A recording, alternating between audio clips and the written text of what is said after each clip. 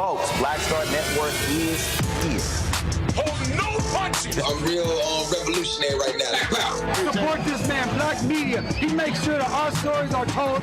Thank you for being the voice of Black America, Roland. Stay black. I love y'all. All momentum we have now, we have to keep this going. The video looks phenomenal. See, there's a difference between Black Star Network and Black-owned media and something like CNN. You can't be Black-owned media and be scared. It's time to be smart. Bring your eyeballs home. You dig?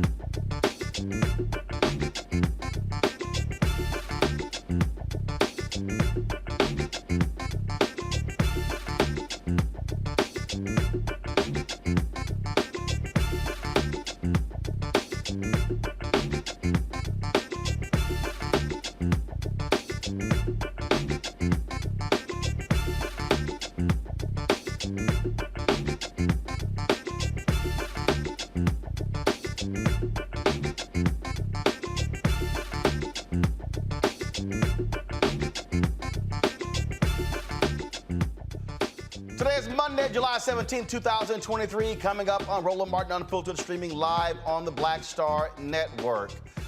There's a new leader of Rainbow Push Coalition. Reverend Frederick Haynes III yesterday was named to replace Reverend Jesse Jackson Sr., who's not retiring, but he's pivoting. I was in Chicago for the announcement. Also, Vice President Kamala Harris spoke as well. We'll hear from Reverend Jackson, from Reverend Haynes, as well as Vice President Kamala Harris and others about this historic transition.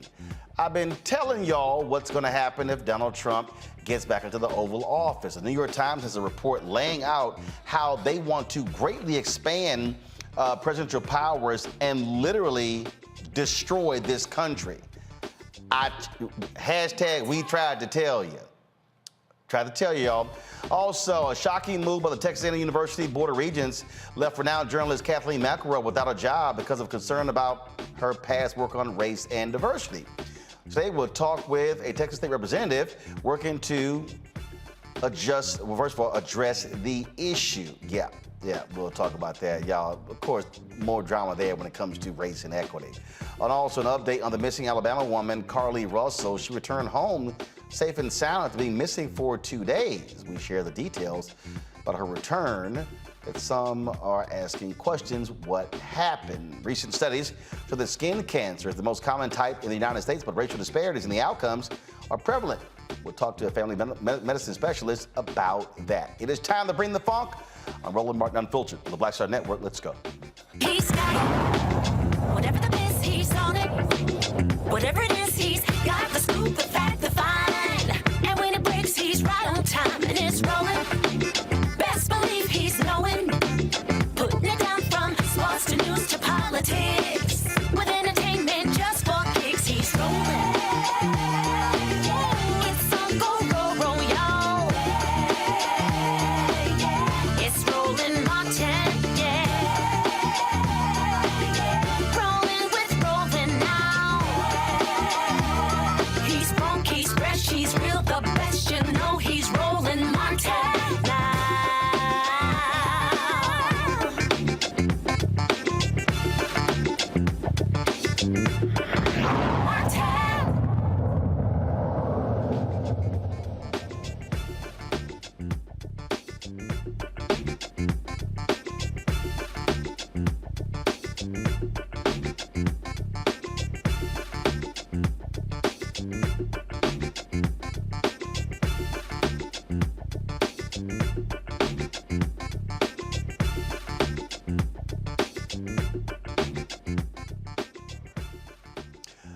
Folks, Reverend Jesse Jackson Sr. today, not today really, he's not leading the Rainbow Push Coalition. Yesterday in Chicago, the public announcement that Reverend Dr. Frederick Douglass Haynes III is going to be the new president of Rainbow Push effective immediately. More than 1,000 people were gathered yesterday at Apostolic Church of God for the announcement, but also to hear Vice President Kamala Harris. Of course, Reverend Jackson's been on the forefront for 6 decades. He has Parkinson's disease, and that is having, of course, an impact on his health. Yesterday, he made clear that he was not retiring. He was simply pivoting. Here's what he said yesterday to the folks gathered. I am somebody. Respect me, protect me, never neglect me. I am somebody. And my mind can conceive it. My heart can believe it. I know I can achieve it. I am God's child. Not Pharaoh's slave. I'm God's child. I'm God's child. I'm God's child. I'm God's child. Stop the violence. Save the children. Stop the violence. Save the children. We're yellow, brown, black, and white. We're all precious in God's sight. Everybody is somebody. Keep hope alive. Keep hope alive. Let me hear you scream. All right.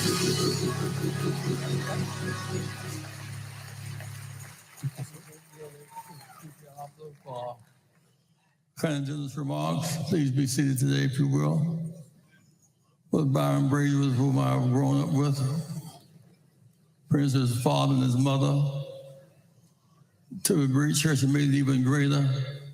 Big hand for Pastor Byron Brady, please.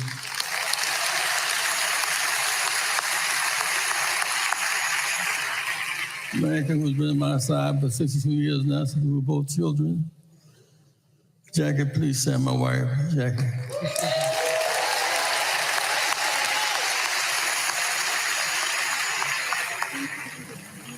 Be right back in just a minute. I told her to go out summer. I did myself like that. Let me express my thanks to all of our staff. The man today who I'll recommend, based upon the board's work as the successor of our work here in Chicago and around the nation. I'm not retiring. I am pivoting to another.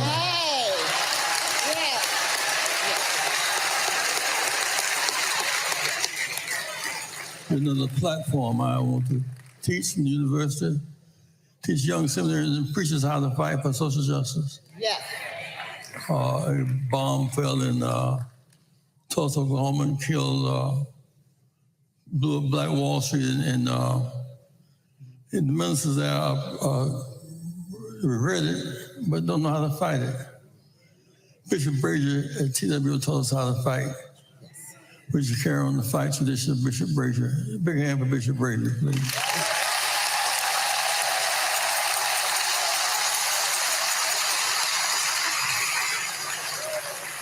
Dr. King's beloved classmates I met in Minnesota Cole one night, Bishop Amos Brown from San Francisco. Dr. King's classmate, give it up, give it up. We have a lot to say today and a lot to do. Something going on. Dr. King spoke August 8, 1963. One Black official across the whole South. One Black official say something to Leroy Johnson. One man can make a difference. One person can make a difference. He was the hero of ours. He was the classmate of Dr. King's, citizen of Georgia, and Axon and less semantics. Elected not because he was qualified to do anything. We just held up axe handle and said, black, he didn't hear, hit him with the axe handle. So what happened was, his son got in trouble. And Leroy Johnson said he deserved a second chance. What kind of Tom is this? He gets how mean he has been. Tuesday, he went down to Mac's office. I need to see you. So I said, I want to thank you for blessing my son. He's not going to jail, but he said, well, a friend needs I'll bail out your friend too. His name is Muhammad Ali.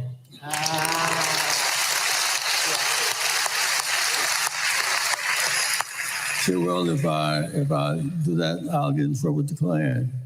You promise.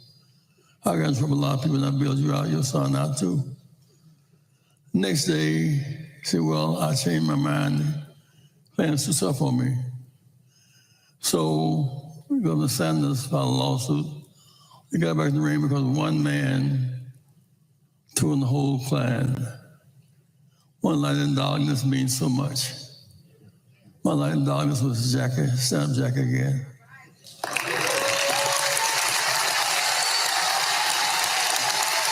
Give it up, give it up.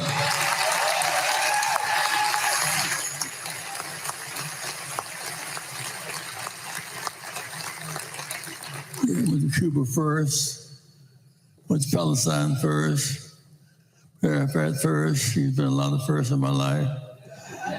62 years, Jackie, thank you so much. One more time, my wife, y'all.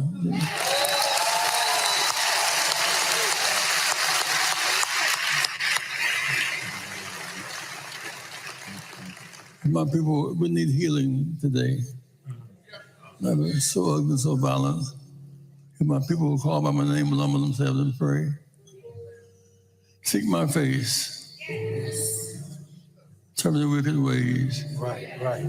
Our weakness, he'll make us strong. Our weakness, he'll reject us. And if that be true, we'll hear from heaven.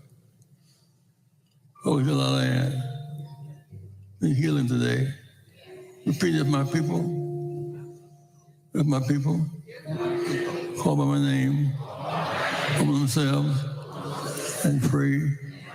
Seek my face. Turn the wicked ways. Lord, will hear our prayer. Heal our land. God bless you, Chicago. The beginning of Rainbow Push's convention, that really kicked it off. And one of the folks who was there to address the attendees, but also to honor Reverend Jackson, is someone who has known him for quite some time. That is Vice President Kamala Harris. He has reinforced that no matter who we are or where we come from, we have so much more in common than what separates us. The point is that if we as a society are to come together, to work together, to fight together in common cause for the freedom, rights, and justice of all people, we must make our communities stronger. We must build a stronger nation. And as a result, we will have a stronger democracy and a stronger world. And it is with this understanding, this vision, to see what can be unburdened by what has been, that Rev has dedicated his life to building that coalition. From Washington, D.C. to California, from the Mississippi Delta to Appalachia, from South Africa to the south side of Chicago.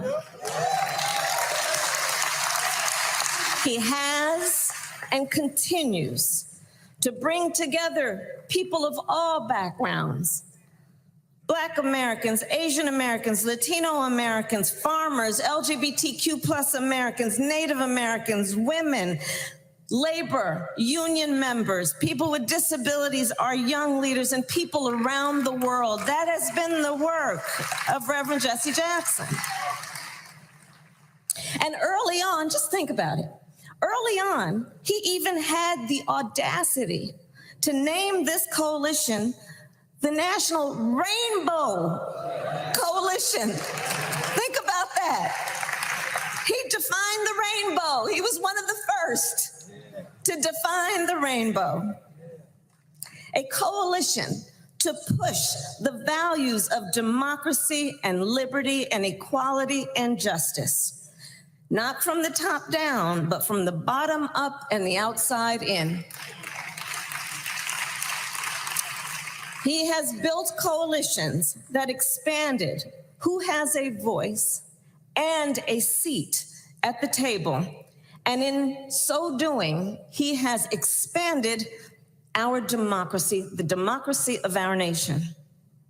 And he has done this work his whole life, always understanding that being clear-eyed is so important, and in particular, the importance of living in a way that we understand we must be present if we are to have a future. He has always been clear-eyed about the moment we are in. Think about it, as an 18-year-old, at the height of segregation, Rev brought people together at the Greenville Public Library sit-in. And he continued this work around the country and around the globe, whether it was to expand rights for farm workers and increase wages for care workers, to increase access to capital for small business owners, to make boardrooms on Wall Street reflect the diversity of our nation, or to help end the sin of apartheid, to help secure the relief of hostages and empower entrepreneurs across the United States and the continent of Africa and the world. This is the span of his work. And it is the span of his vision of what an individual can do to move forward our nation and the world. And I will tell you, Rev's work inspired me from a young age to understand the power of the coalition. So I grew up in a neighborhood of hardworking folks, nurses and firefighters and construction workers and teachers in Oakland and Berkeley, California. I was raised by parents who met while they were protesting for civil rights in the 1960s and who would take me to those marches while I was in a stroller. At the earliest stages of my life, I recognized the power of standing in solidarity at a protest or a picket line. And later, I saw the power of Rev's coalition when I was in law school. So when I was in law school, I was back in California after I left Howard, and I drove a Toyota Corolla. It was a fancy car for me. And I had a bumper sticker in the back window, Jesse Jackson for president.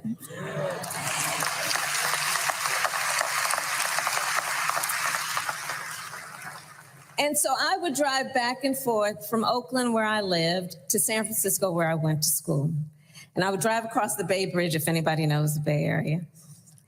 And I'll tell you, I was so struck and impressed when the first time that I did that drive with that bumper sticker, the number of truck drivers and people in other cars who would honk their horn or throw a thumbs up sign, people of every walk of life. And I was so struck by that coalition that I saw as we were all commuting to and fro, who understood Rev's vision, one in which all people can dream about their future with ambition and aspiration, no matter the color of their skin, the place of their birth, the God they worship, or the people they love. That has always been part of the strength and the brilliance of Rev's work. Those folks, I believe, they were honking and throwing a thumbs up in favor of fighting for freedom and for opportunity. Powered by his vision and the coalition that believed in it, Rev ran for president in 1984 and again in 1988, winning 13 primaries from South Carolina to Alaska. Let us remember that. And something that she made perfectly clear after that was that were it not for Reverend Jackson running, she would be Vice President. Obama also would not have been elected in 2008. Going to a break, we come back, we'll hear from the new president of Rainbow Push, Reverend Frederick Haynes III, also from several others who were there, including Congressman Jonathan Jackson, Reverend Amos Brown, Reverend James Meeks, but also Tennessee Representative Justin Jones. You're watching Roland Martin Unfiltered right here on the Black Star Network, folks. I can tell you right now, it's a whole bunch of people out here who talk about their black-owned media, new black media. They weren't there.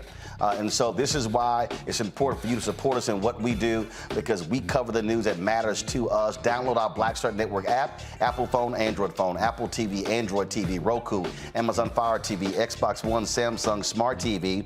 You can also join our Bring the Funk fan club. Your dollars make it possible for us to do what we do.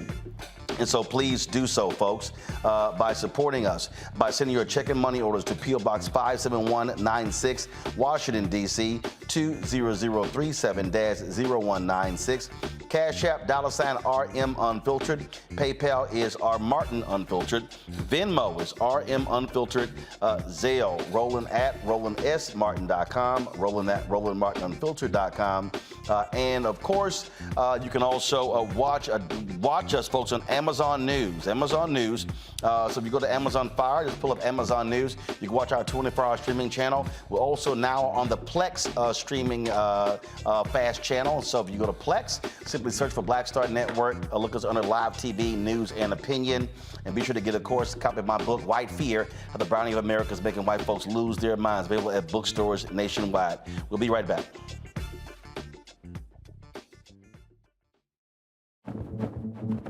For decades, the tobacco industry has deliberately targeted Black communities and kids with marketing for menthol cigarettes.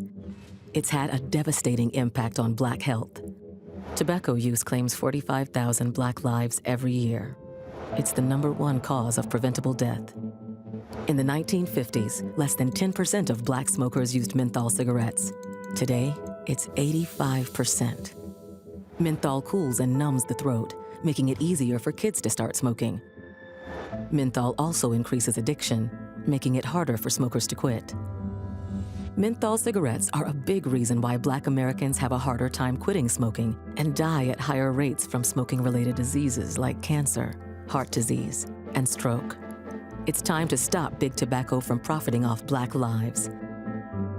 An FDA ban on menthol cigarettes will improve Black health, save lives, and protect future generations from addiction. Learn more at tobaccofreekids.org/ban menthol. Black Star Network is here. Oh, no punch! I'm real revolutionary right now. Thank you for being the voice of Black America. All momentum we have now, we have to keep this going. The video looks phenomenal. See, there's a difference between Black Star Network and Black-owned media and something like CNN. You can't be Black-owned media and be scared. It's time to be smart. Bring your eyeballs home. You dig? Hey, what's up, y'all? I'm Devon Frank. I'm Dr. Robin B., pharmacist and fitness coach, and you're watching Roland Martin Unfiltered.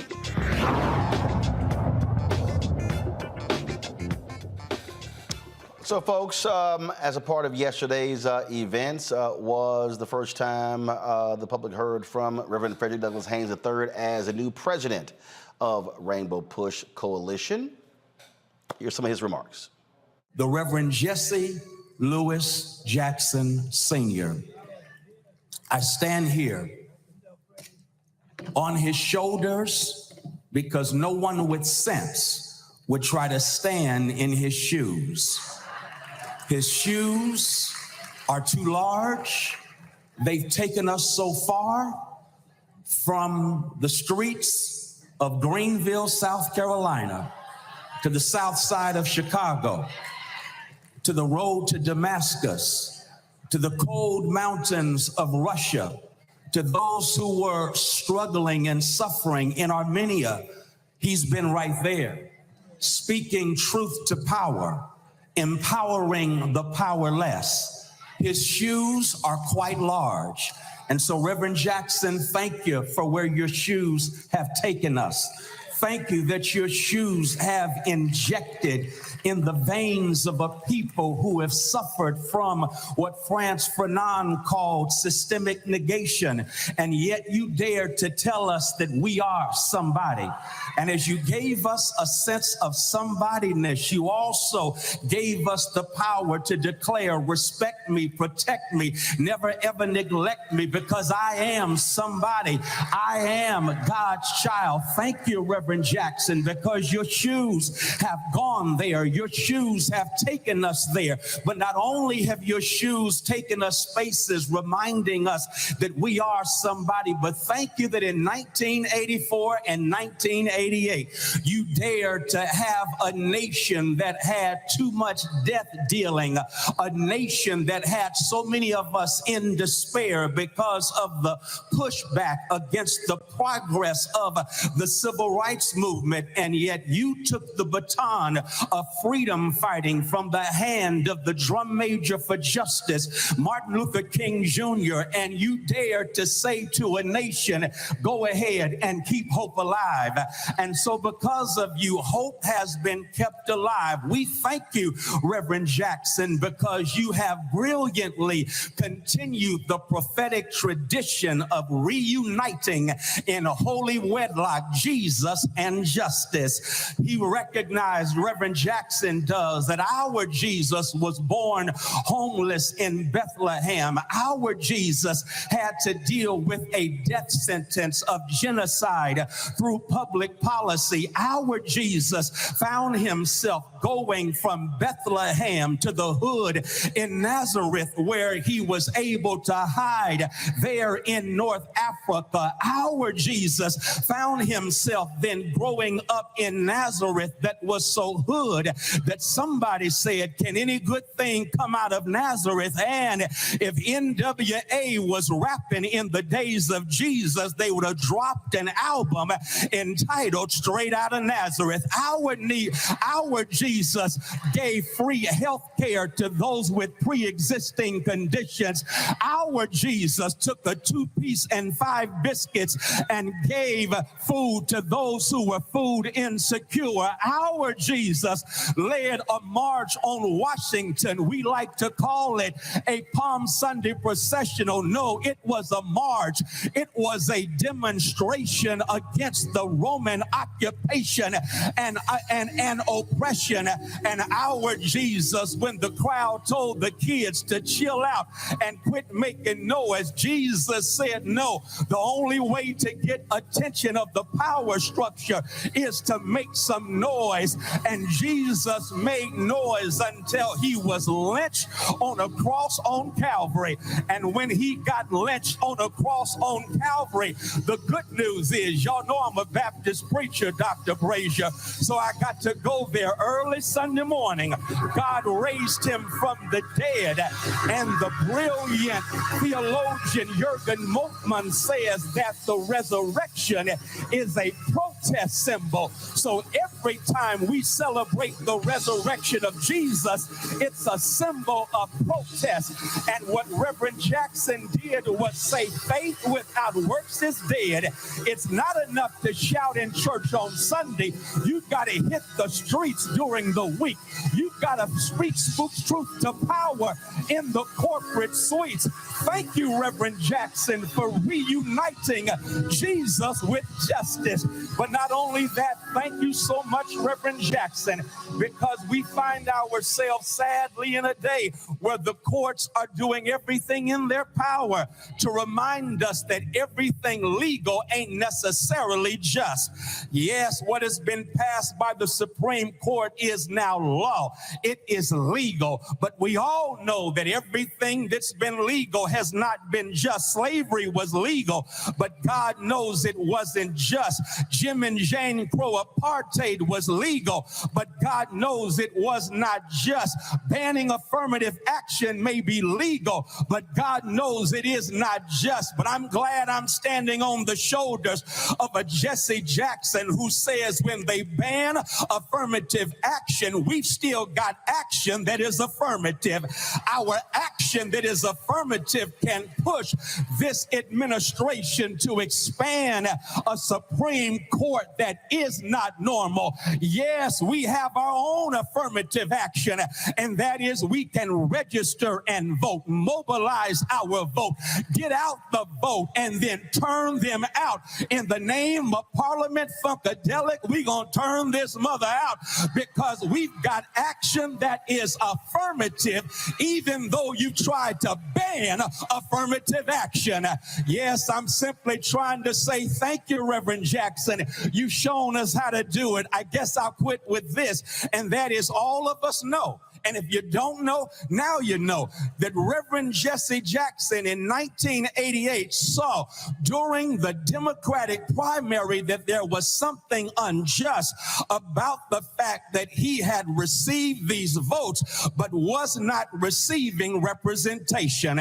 What did Reverend Jackson do? He changed the rules. I'm about to shout you. He changed the rules. Reverend Jackson changed the rules in 88. And because he changed the rules in 88, in 08, Barack Obama won the Democratic nomination. Y'all missed your shout. I got to help you one more time.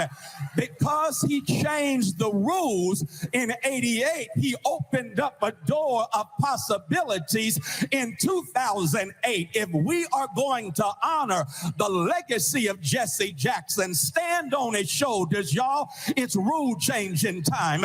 It's time to change the rules until justice rolls down like waters and righteousness like an ever-flowing stream. It's rule-changing time.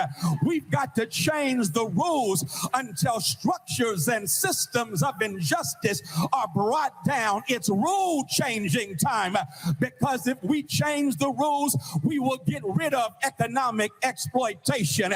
And as Reverend Jackson would often say, we won't get charity because we'll already have parity. Preach, Jesse Jackson. We're about to change these rules, because when we change the rules, we in a real sense will recognize if you're going to ban books but not ban AK-47s, then we need to change the rules. It's rule-changing time. It's rule-changing time. And so Rainbow Push, it's about to go down like 4 flat tires, because we are standing not in the shoes of Jesse Jackson, but on the shoulders of Jesse Jackson. That means we should be able to see further. That means we should be able to stand taller, because it's rule-changing time. It's law-changing time. And we're going to change laws and ensure that we have those in power who do justice, love mercy, and walk humbly with our God. We're going to change these rules. And when we change these rules, we shall overcome. Y'all didn't feel that. So I got to go with Kendrick Lamar. All my life I had to fight. But if God's got us, we gonna be all right, because we are about to change the rules. Peace. Folks, going to break. We come back. We'll hear from several of pastors, politicians who were there as well. Talk about what is next for Rainbow Push Coalition with our panel. You're watching Roland Martin Unfiltered right here on the Black Star Network. My early days on the road, I learned, well, first of all, as a musician, I studied not only piano, but I was also drummer and percussion. I was all city percussion as well. So I was one of the best in the city on percussion. There you go. Also studied trumpet, cello, violin, and bass, and any other instrument I could get my hand on. And with that study, I learned again what was for me. I learned what it meant to do what the instruments in the orchestra meant to each other in the relationships. Right. So that prepared me to be a leader. That prepared me to lead orchestras and to conduct orchestras. That prepared me to know, to be a leader of men, they have to respect you and know that you know the music. You have to be the teacher of the music. You have to know the music better than anybody. There you go. Right, so you can't walk in unprepared.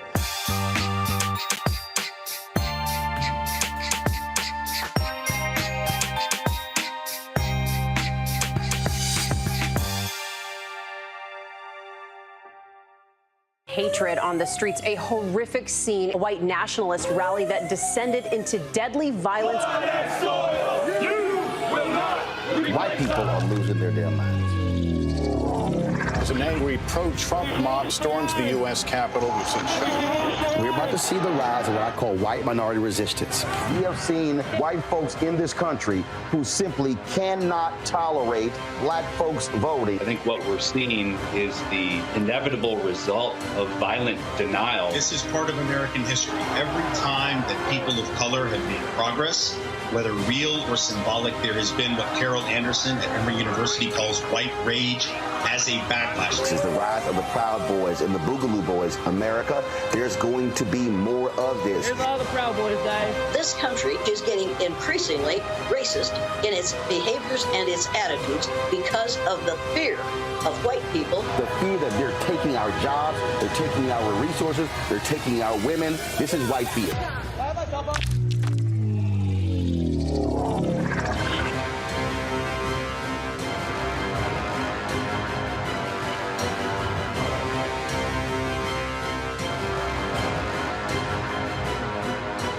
Hello, I'm Paula J. Parker. Truly proud on the Proud Family. I am Tommy Davidson. I play Oscar on Proud Family, Louder and Proud. Hi, I'm Jo Marie Payton, voice of Sugar Mama on Disney's Louder and Prouder, Disney Plus. And I'm with Roland Martin on Unfiltered. Folks, again, this is a huge transition that takes place. One of the folks you heard Reverend Jackson mention was Reverend Amos Brown out of San Francisco, who is the spiritual mentor of Reverend Haynes, also the pastor of Vice President Kamala Harris. I chatted with him and others about what took place yesterday and what the future holds for Rainbow Push. All right. Reverend Brown, just your thoughts on Reverend Jackson pivoting and being replaced by one of your sons in ministry, Reverend Haynes. Well, as Reverend Haynes so eloquently said in his sermon, we are blessed this day to say that we are standing on the shoulders of Dr. Jesse Louis Jackson. And his stepping on those shoulders brings great joy to my heart. For I succeeded his father as pastor of the great Third Baptist Church of San Francisco, and I licensed and ordained Dr. Haynes to ministry. He is the blessing and the answer for these challenging and crucial times, and he will be able to wear that mantle well as a scholar, as an activist, and as a man of prayer and a family man. We can never say too much about how the Holy Spirit and fate is moving in our behalf to bring these traditions together. The oldest predominantly Black Baptist church in the Western United States also has the distinction of our Vice President being a member there. And to think that Reverend Jackson, when he came to San Francisco, both in 84 and 88, we hosted him there. So God is moving in a mysterious and wonderful way, and we're going to save the day and ultimately help to save the soul of this nation. When we work as a team, we'll push Rainbow and all of our civil rights groups working together to get our people registered to vote and to turn them out to vote in a marvelous and creative way that will say miracles are happening today and not just in yesteryears. But we're going to be that miracle through the power of God. There we go. All right, Doc. I appreciate it. All right. Thanks you. a bunch. Thanks for all the good work you do. I appreciate it. All right. Rev Meeks, today was a momentous day, to say the least. It was a momentous day. The Reverend Jesse Jackson has done something that probably will not be repeated again, and that's held this mantle for over 60 years. But he passed it on to another giant. And Frederick Douglass Haynes turned this place out. He is capable of doing it, but not just speaking to an audience and making us excited. He's capable of carrying this mission forward, opening up the doors to economic justice, restoring some rights that is being taken away from African Americans. And I was glad to hear him say all of those things, because I know they're in his mind. We have some work to do, and who better to get behind than Frederick Douglass Haynes? You've been longtime board chair. You've stood at Reverend Jackson's side for a long time. He anointed a whole bunch of folk, including you, to replace him, but he finally released that steering wheel. Well, I'm 66. I'll be 67 this year. I don't think that a 67-year-old man should be taking over anything. But Freddie Haynes is young in spirit, and he's nationally known. Preachers know Freddie all over the country. Freddie has spoken all over the country. This is his moment, and we've been waiting for him, and we thank God for Reverend Jackson. I hope that Reverend Jackson actually steps away for a while and give Freddie his marching orders and let him run. And you know what that feels like, because you recently stepped away as senior pastor of Salem Baptist Church, and it's not easy, but that's how a church or organization has to continue moving forward. It's hard, Roland. Every Sunday morning I get up and my car almost head in that direction. I miss the people. I hope they miss me, but I don't want them looking over Charlie Date's shoulders at my reaction, what I might be doing, what I might not be doing, and I don't want to be there with an opinion, because I'll have one of how things should go.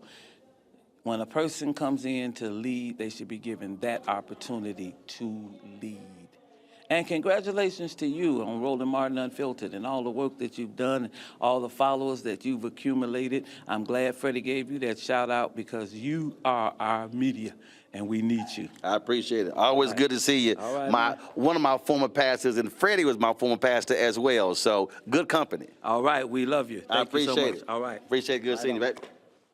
Just your thoughts about Reverend Jackson pivoting, not retiring, but also Reverend Frederick Haynes taking over.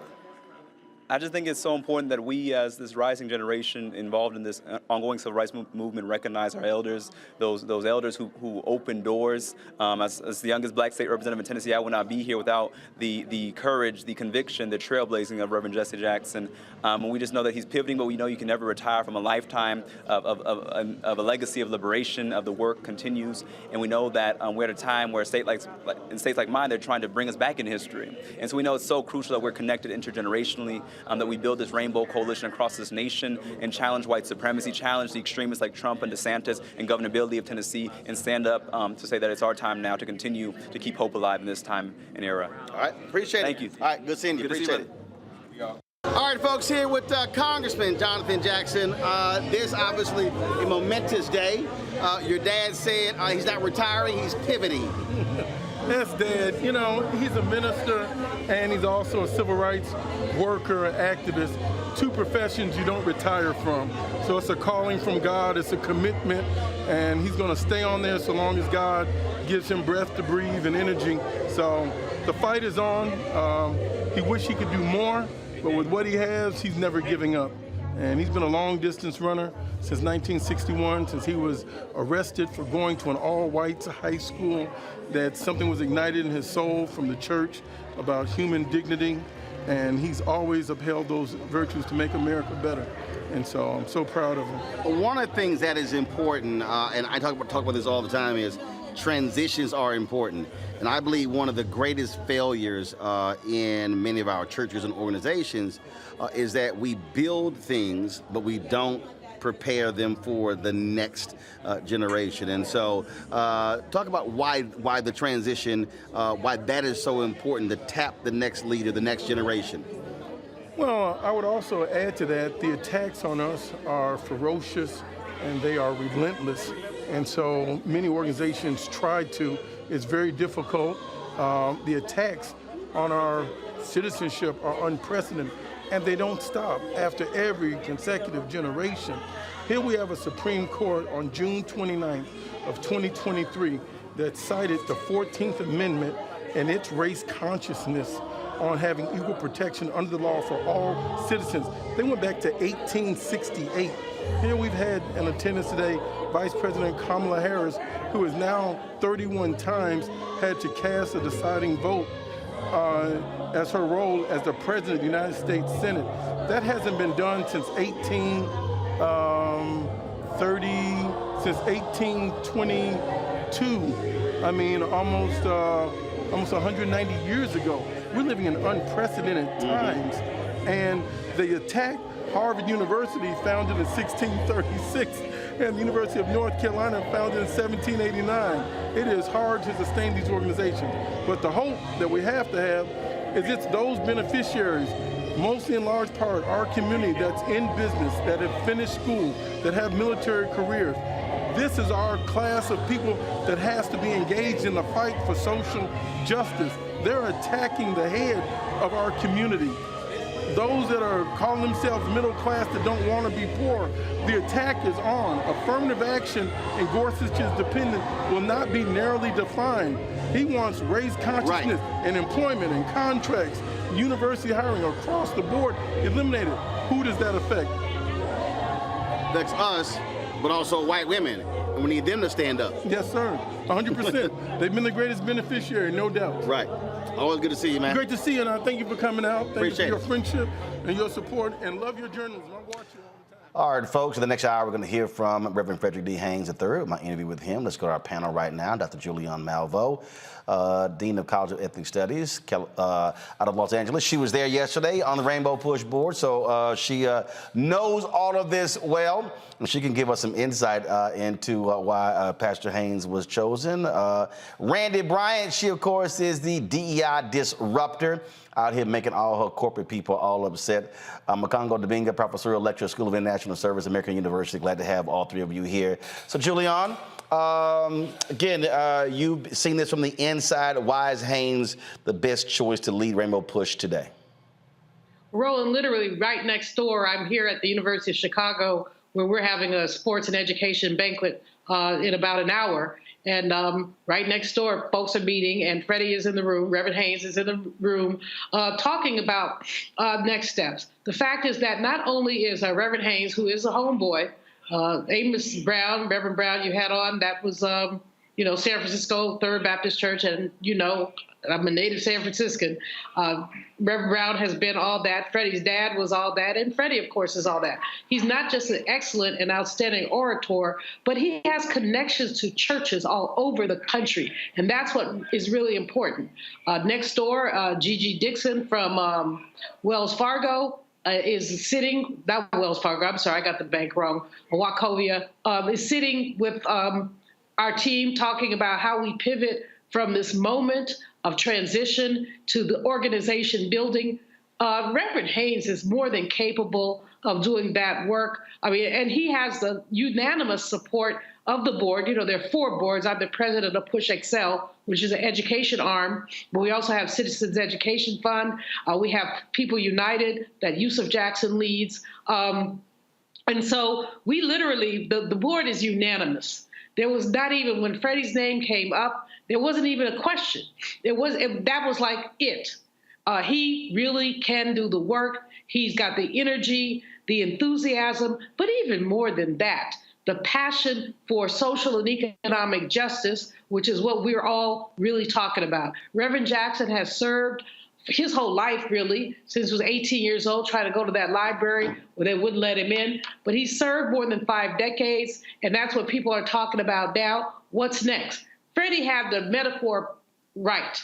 Is not stepping into his shoes, is standing on his shoulders, standing proud with Reverend Jackson. And so, the inside poop is there's no poop. Everybody's excited about what's going to happen next. And we're all really dedicated to basically the challenge is going to be, of course, Reverend Jackson is larger than life. And all too often, too many of us have let him lead. And not, he's intimidating, of course, in a good way, but you don't necessarily have an opinion. Well, I do. But a lot of folks just keep themselves quiet. Now we've got to be a team. We've got to come together. We've got to surround Reverend Haynes. We've got to support him, and we got to move to the next level. And it's not just about scholarships, it's also about program, and it's about justice. Congo, when we talk about, again, organizations, I've long said whether it's black media institutions, HBCUs, black organizations, you have to have proper transitions so you don't waste all of that building that took place over 2, 3, 4, 5, 6 decades.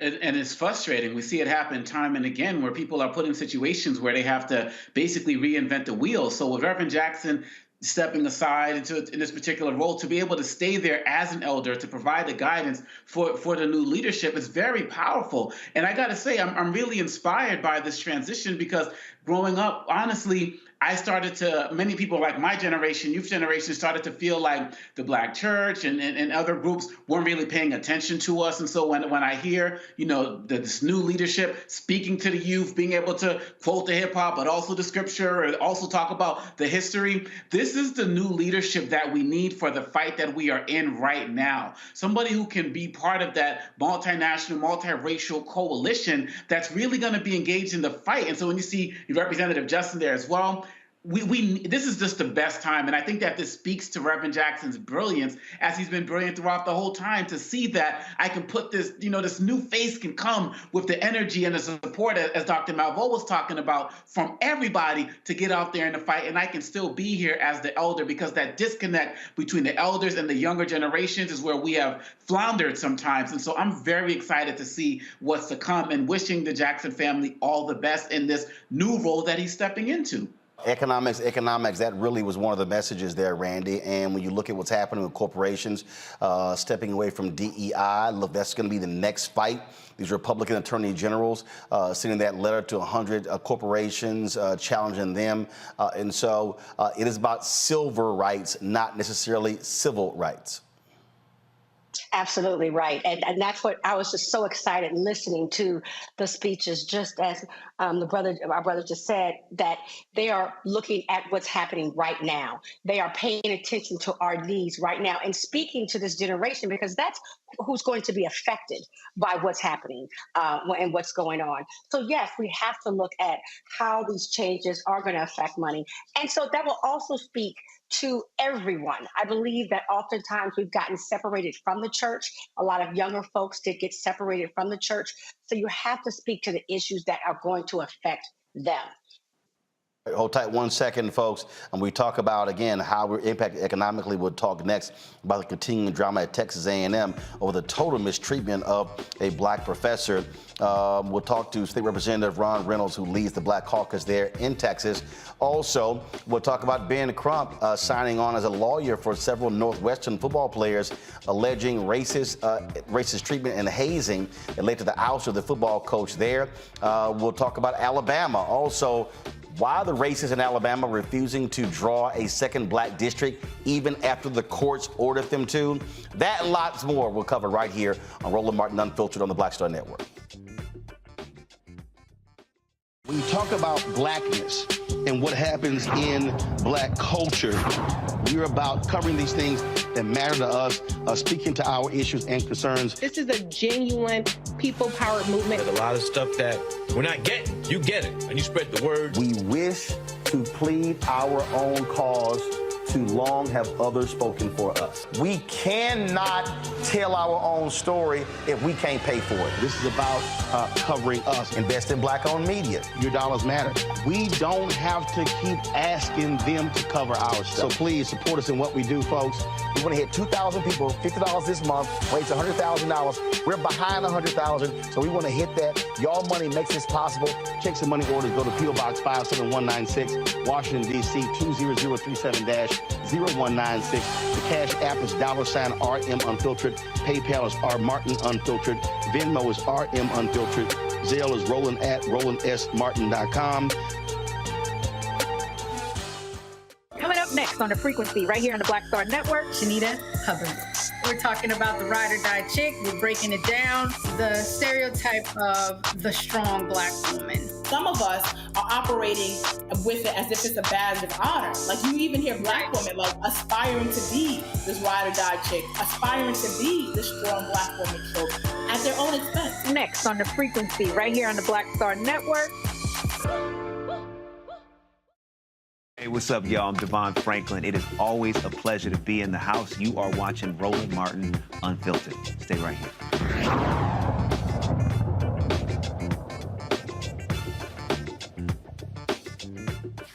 It's been more than a week since Texas A&M reneged on an offer to Kathleen McElroy, distinguished professor of journalism, a graduate of the university as well. It has led to a lot of outrage among black former students and others as well who are not black. Of course, I called on football players not to sign with Texas A&M as part of this until the Board of Regents apologizes to her, until they put the original deal back on the table. Black state legislators have also not been happy with what has taken place. Ron Reynolds, he's the chair of the Texas Black Caucus, state representative there in Houston. Representative Reynolds, glad to have you here. What have you heard from University President Kathleen Banks, from Chancellor John Sharp of the Board of Regents about what the hell happened here? How they would listen to a group of right-wing white conservatives who don't like diversity, equity, inclusion, which has nothing to do with her being hired? Roland, first of all, Fred, thank you for speaking truth to power and having this platform for us to really educate the masses on many of the critical issues facing our state and our country. And to your question, I have a meeting with Senator West tomorrow with President Banks. We requested that meeting because we were outraged, and to be quite frankly with you, we were pissed off and disgusted with the treatment by this distinguished lady who is really a excellent professor. She is world-renowned and really was going to upgrade the journalism department at Texas A&M. So we're not going to appease these MAGA folks. The Board of Regents did a terrible job in the way that they treated her. And I echo with the Texas Legislative Black Caucus your anger, your disgust, and your outrage. And we must continue to be the conscious to make sure that we don't normalize this behavior, because this is a slippery slope. And A&M today with Dr. McElroy, and it could be other universities tomorrow, because this is a anti-DEA, what these folks call woke movement, and this is permeating throughout states all across this country. Nutcases, they were following the lead of this right-wing website that claimed, oh, we exposed who this person really was. You're talking about you were upset with the kind of stories that she covered because she has advocated for diversity in media, which is needed. Now, here's what's also hilarious. These same clueless Aggies, the reason they want the journalism department to return, because they felt that if there were more Aggie journalists, A&M would be getting better coverage in news media. I know that because they were saying that stuff when I was there, and when the department left. Well, these yahoos don't understand when you screw over frankly, what I would say the top pick in the entire state. Who the hell would want to come there when you have fools like this impacting who the university hire? Absolutely. These were some right-wing white supremacists. I'm just going to call it what it is.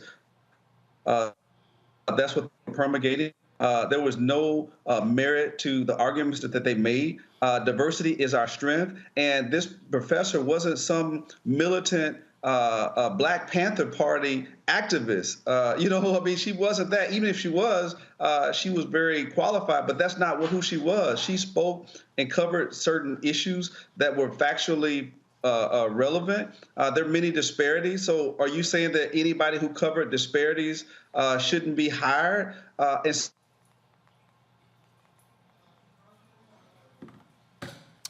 All right, hold tight 1 second. Looks like his signal froze, so let me know when we get Representative Reynolds back. Talk about this here. The University of Board of the Board of Regents are meeting right now in Park City, Utah. And they'll be meeting again on August 17th. This is the Board of Regents.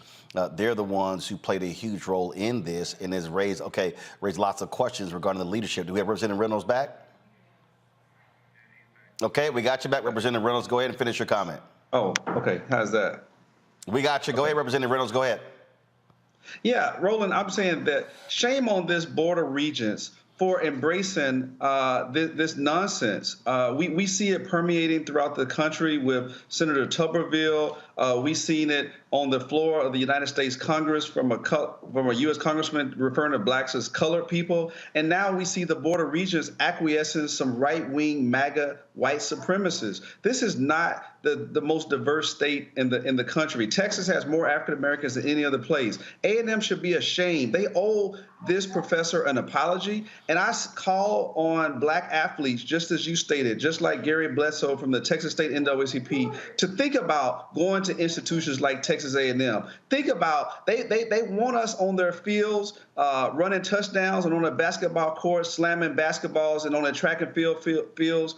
They want us there for titles and championships. But if they can't respect us in the classroom and in the boardroom, then they don't need to respect us on the football field. So I'm outraged, and I think that now is the time. This is a clarion call, and I think it's time for parents to think about where they want to send their kids to school. And A&M, until they do right by this professor, then we need to send them a loud statement that not on our watch will we allow them to go backwards. We're going forwards. We're not going back. We stand on the shoulders of those who came before us to end Jim Crow racial discrimination, and this is modern day racial discrimination. Well, and again, the point there, when you talk about, look, I keep saying they love DEI on Saturday afternoons. They got no problem when you're trying to recruit black athletes. And what I keep saying is, this is a woman who is a graduate of the university. And when you screw her, what you're saying is to black former students, oh, we want you to come here, provide your talents, but then when you go away and excel in your profession, you're not welcome back on this campus. That's what that was, and what President Kathleen Banks needs to do, what Chancellor John Sharp needs to do, and this Board of Regents needs to do. They need to answer to all of the black folks in Texas who are taxpayers. I still own my home in Texas. My family is still there. Our money goes to the institution. Why did they allow a small cabal of right-wing white conservatives to dictate the actions? And the other piece is, if you're the Board of Regents, why in the hell are you so involved in a position that's so far down? We're not talking about an executive member of the university cabinet. We're not talking about somebody who was for the dean of the College of Liberal Arts. We're not talking about, first of all, there wasn't even no journalism department. She's there to rebuild it. So why are they that involved in such a minute personnel move? That shows to me that's also a problem with the Board of Regents. And Roland, you're exactly right. And those are the questions that I intend to pose tomorrow to President Banks. I'm going to ask that question unequivocally, and I want answers. There needs to be accountability. What happened to Kathleen is it's not only an embarrassment to you and other alums, but this is an affront to black Texans and professionals. This shows what our fears were when they passed this anti-DEI legislation in Senate Bill 17, this anti-tenure bill from, quote, keeping woke professors out of colleges and universities in Senate Bill 18. This is exactly what we thought. So this is not an unintended consequence. This is the way that it was designed. And we need to push back. We need to demand that there is change and accountability from President Banks, from Chancellor Sharp, and from the Board of Regents. This is a public university. This is not some private school. Even if it was, that wouldn't be acceptable. But our tax dollars are helping supplement this, not only from the state level, from the federal level. I believe you were right in your earlier call for the Justice Department and the Secretary of Education to intervene. And I'm asking the Congressional Black Caucus to look at this matter so that we can collaborate with the Texas Legislative Black Caucus and the Texas State NAACP. And I hope that other people of good conscience will join us from LULAC and MALDEF and other organizations in the Urban League to say, hey, not on our watch will we allow this to happen to this sister, because if it happens to her today, it could be any of us tomorrow. Indeed. State Representative Ron Reynolds, certainly let us know how that meeting goes tomorrow with the president of Texas A&M, Kathleen Banks. I will. Thank you, Roland. Appreciate it, Brad. Programming note, folks, tomorrow at 9 p.m. Eastern, 8 p.m. Central, I'll be participating in the virtual town hall that will be streaming on the Black Star Network with the Black Former Students Network at Texas A&M. I'll be joined by a couple of folks, Erica Davis-Rouse, class of 95. She's going to be moderating it. Tashara Parks, who is a journalist at WFAA in Dallas. She is going to be on the panel with me as well. And so, again, that's going to be tomorrow at 9 p.m. Eastern. Randy, I want to go with you. This is a thing that I need everybody to understand.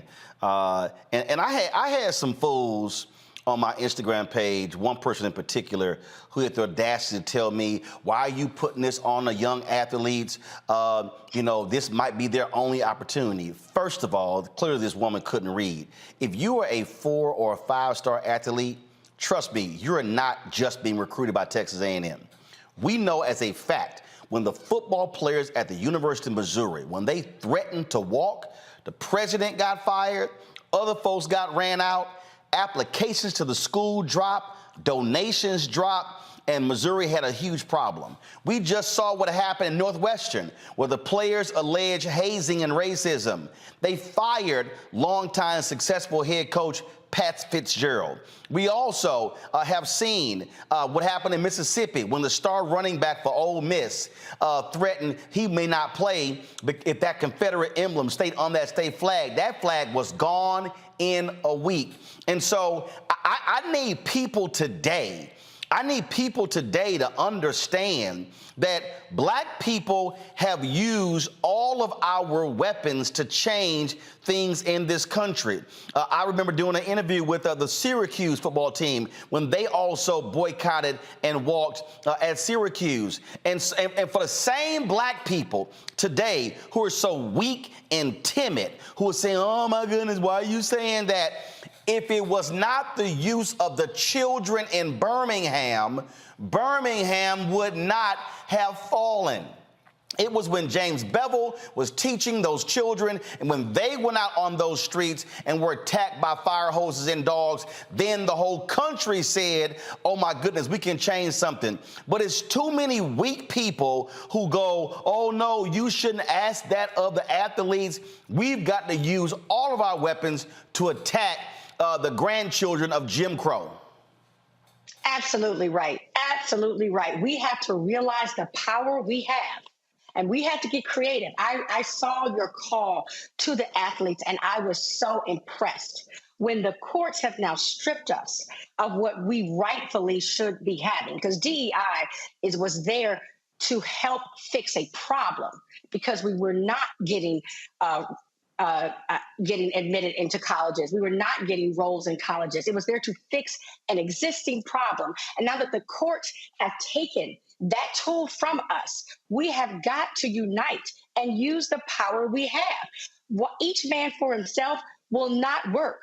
That player, that one player that says, oh, I'm going to continue to go to Texas A&M, I promise you, he will not have a great experience there, because they have shown that they do not embrace diversity, right? So there's, to me, no question. If people are not realizing that we are under attack and that it is now or never that we unite and fight against what is going on, what is a very planned attack from the highest places, then we'll never make it. You know, this is, I just, what kills me here, Omakongo, is when folk, they claim, let's do battle, but then they don't want to fight. I've always said our biggest problem today is that we got lots of generals. We don't have enough troops. And understand this here. And this is what people don't understand. Out of all the athletes that the Texas A&M football team is recruiting, if one of those athletes came out publicly and said, I am removing Texas A&M from consideration as a result of what they did to Kathleen McElroy, that would send an absolute tremor, an earthquake through that university, because they would then go, if one does it, we might see 2 and 3 and 4 or 5. At some point, black folks have to understand leverage, influence, power. The greatest power we have is when we say, I'm not playing for your university, or I'm not spending my money with you. You are absolutely right. And I'm hoping that, former athletes, also speak up about their dismay. But you mentioned something about troops, Roland, and I was pulling up something from the Rudder Association, which you know of, an alumni association of Texas A&M, and they are in support. They were one of the people who started raising ruckus about McElroy, and they wrote, TRA believes that a department head should embrace the egalitarian and merit-based traditions that characterize Texas A&M's values rather than the divisive ideology of identity politics. That shows right there, Roland, that they got their soldiers in line. They got people ready to march. Yeah, you got the big heads, the Abbotts, and different people who are changing legislation and the like, but they have their people on the ground ready to roll. And I guarantee you, that if every single day we actually listen to what you're saying and the representative was saying, that school will fold. But the reason why they can go forward with this is because they feel like enough of us are not going to speak up. And lastly, I would just say that this is indicative of what's happening across the country that Randy knows about, Dr. Monvo knows about, and you've been talking about this every week, Roland, for professors at Florida, professors in Oklahoma, people who do this work in DEI, going to universities thinking they got something lined up, and they get there and they don't even have their job lined up because they can't say diversity anymore. They can't talk about LGBTQ anymore. This is real. And this is the largest representative of it in terms of our physical, in terms of name recognition. But this is happening all across the country. And what we do with this situation is going to be decisive and can be a case study for what we should be doing across the country. Here's the thing that, and Julian, I've talked about this a whole lot. I've talked about this a whole lot. When we love to play MLK's mountaintop speech, but we don't want to play the real stuff in it. We only want to focus on the bottom. And this is something that I think is important.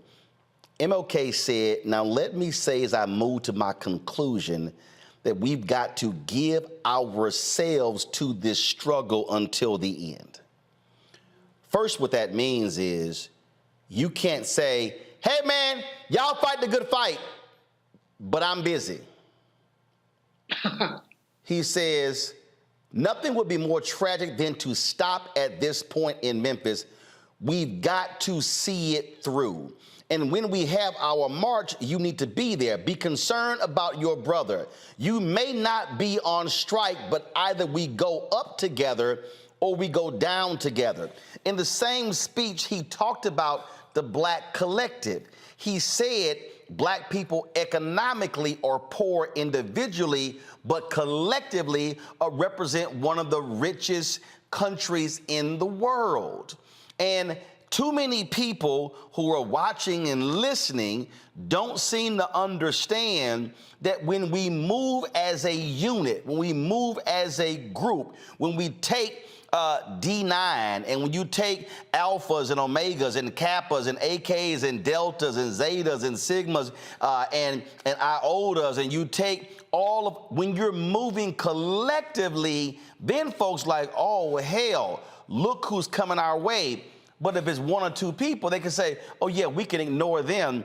And so, and to Omakongo's point, former athletes are doing that. I'm going to be on the Zoom with about 25 of them this week. You've got other folks. Again, we're having the discussion tomorrow. And what I'm saying to folk, You don't change nothing in this country, Julian, by sitting your ass on the sidelines.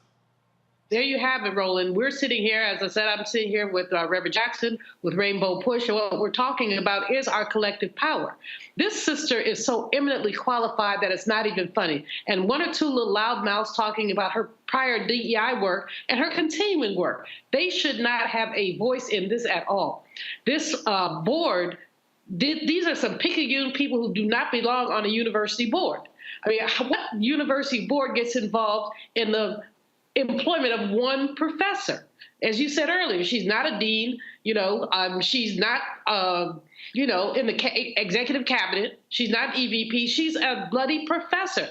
Give me a break. But the bottom line is, as you say, it's all about the dollars. It's about the Benjamins. If people are willing to stop going to those Texas A&M games, if people are willing, the athletes must be both commended and encouraged.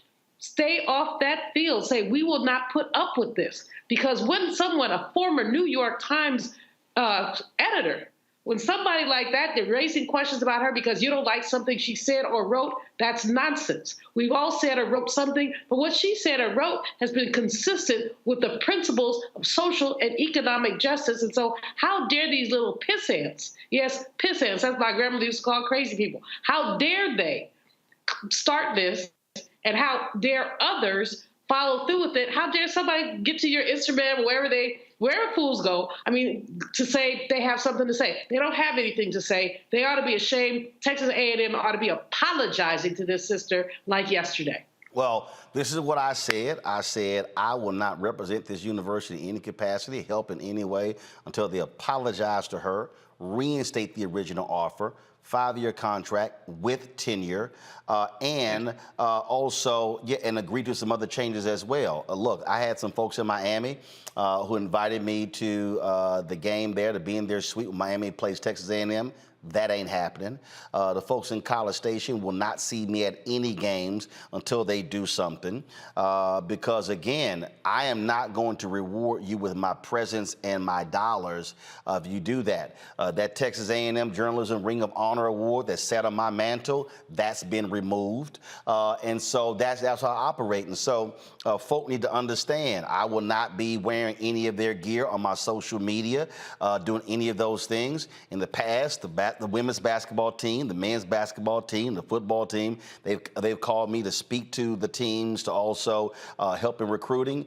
That ain't gonna happen, and I won't be attending any university event to recruit any black or brown students because, again, if you don't respect black graduates, how in the hell are you gonna respect prospective black students? And so, again, folk need to understand, I need our people to understand that nothing is going to change in this country, whether we're talking about Texas A&M, whether we're talking about corporate America, because Randy, I talk about this all the time. If you got these black board members sitting their asses on these corporations, pulling down their stock options and pulling down their money, and nothing is changing when it comes to contracts, when it comes to senior leadership and junior leadership, well, all they're doing is just getting off, by themselves. And so that's the whole piece. We as African Americans, we do not have the luxury in any of these spaces to somehow think we can just roll by ourselves and everything else will take care for itself, because the reality is you didn't get where you are because somebody else didn't fight. And that's the piece. That was a generation that fought for folk like me to be able to go to Texas A&M, and I'll be damned if I'm gonna be silent by some crazy, deranged, right-wing white conservatives who want to control the university with their our Aggie way. Well, guess what? See, y'all could do that when it was all white. Well, guess what? You ain't all white now. You don't get to decide what the Aggie way is. Black folks also get to decide that as well, and so that's why I will be speaking out. Got to go to break. We come back. We're going to talk about politics. White folks in Alabama ordered by the federal courts to draw another black district. They refuse to do so. North Carolina, Republicans now control both houses of the legislature, veto majority proof. What's the first thing they're doing after that white Democrat, that white female flipped the Republicans? They want to change all the voting laws in the state. Oh, by the way, they can do that now, too, because Republicans now control the state Supreme Court that previously stopped them from targeting black people. Plus, we'll hear from Reverend Frederick Haynes III, the new president of Rainbow Push Coalition. All that in the second hour of Roland Martin Unfiltered on the Black Star Network. Download the app, Apple phone, Apple TV, Android TV, Roku, Amazon Fire TV, Xbox One, Samsung Smart TV. Join our Brina Funk fan club. Your dollars make it possible for us to cover the news across this country. Send check and money orders to P.O. Box 57196, Washington, D.C. 20037-0196. Cash App, $RM Unfiltered. PayPal, R Martin Unfiltered. Venmo is RM Unfiltered. Zelle, Roland at RolandSMartin.com. Roland at RolandMartinUnfiltered.com. We'll be right back.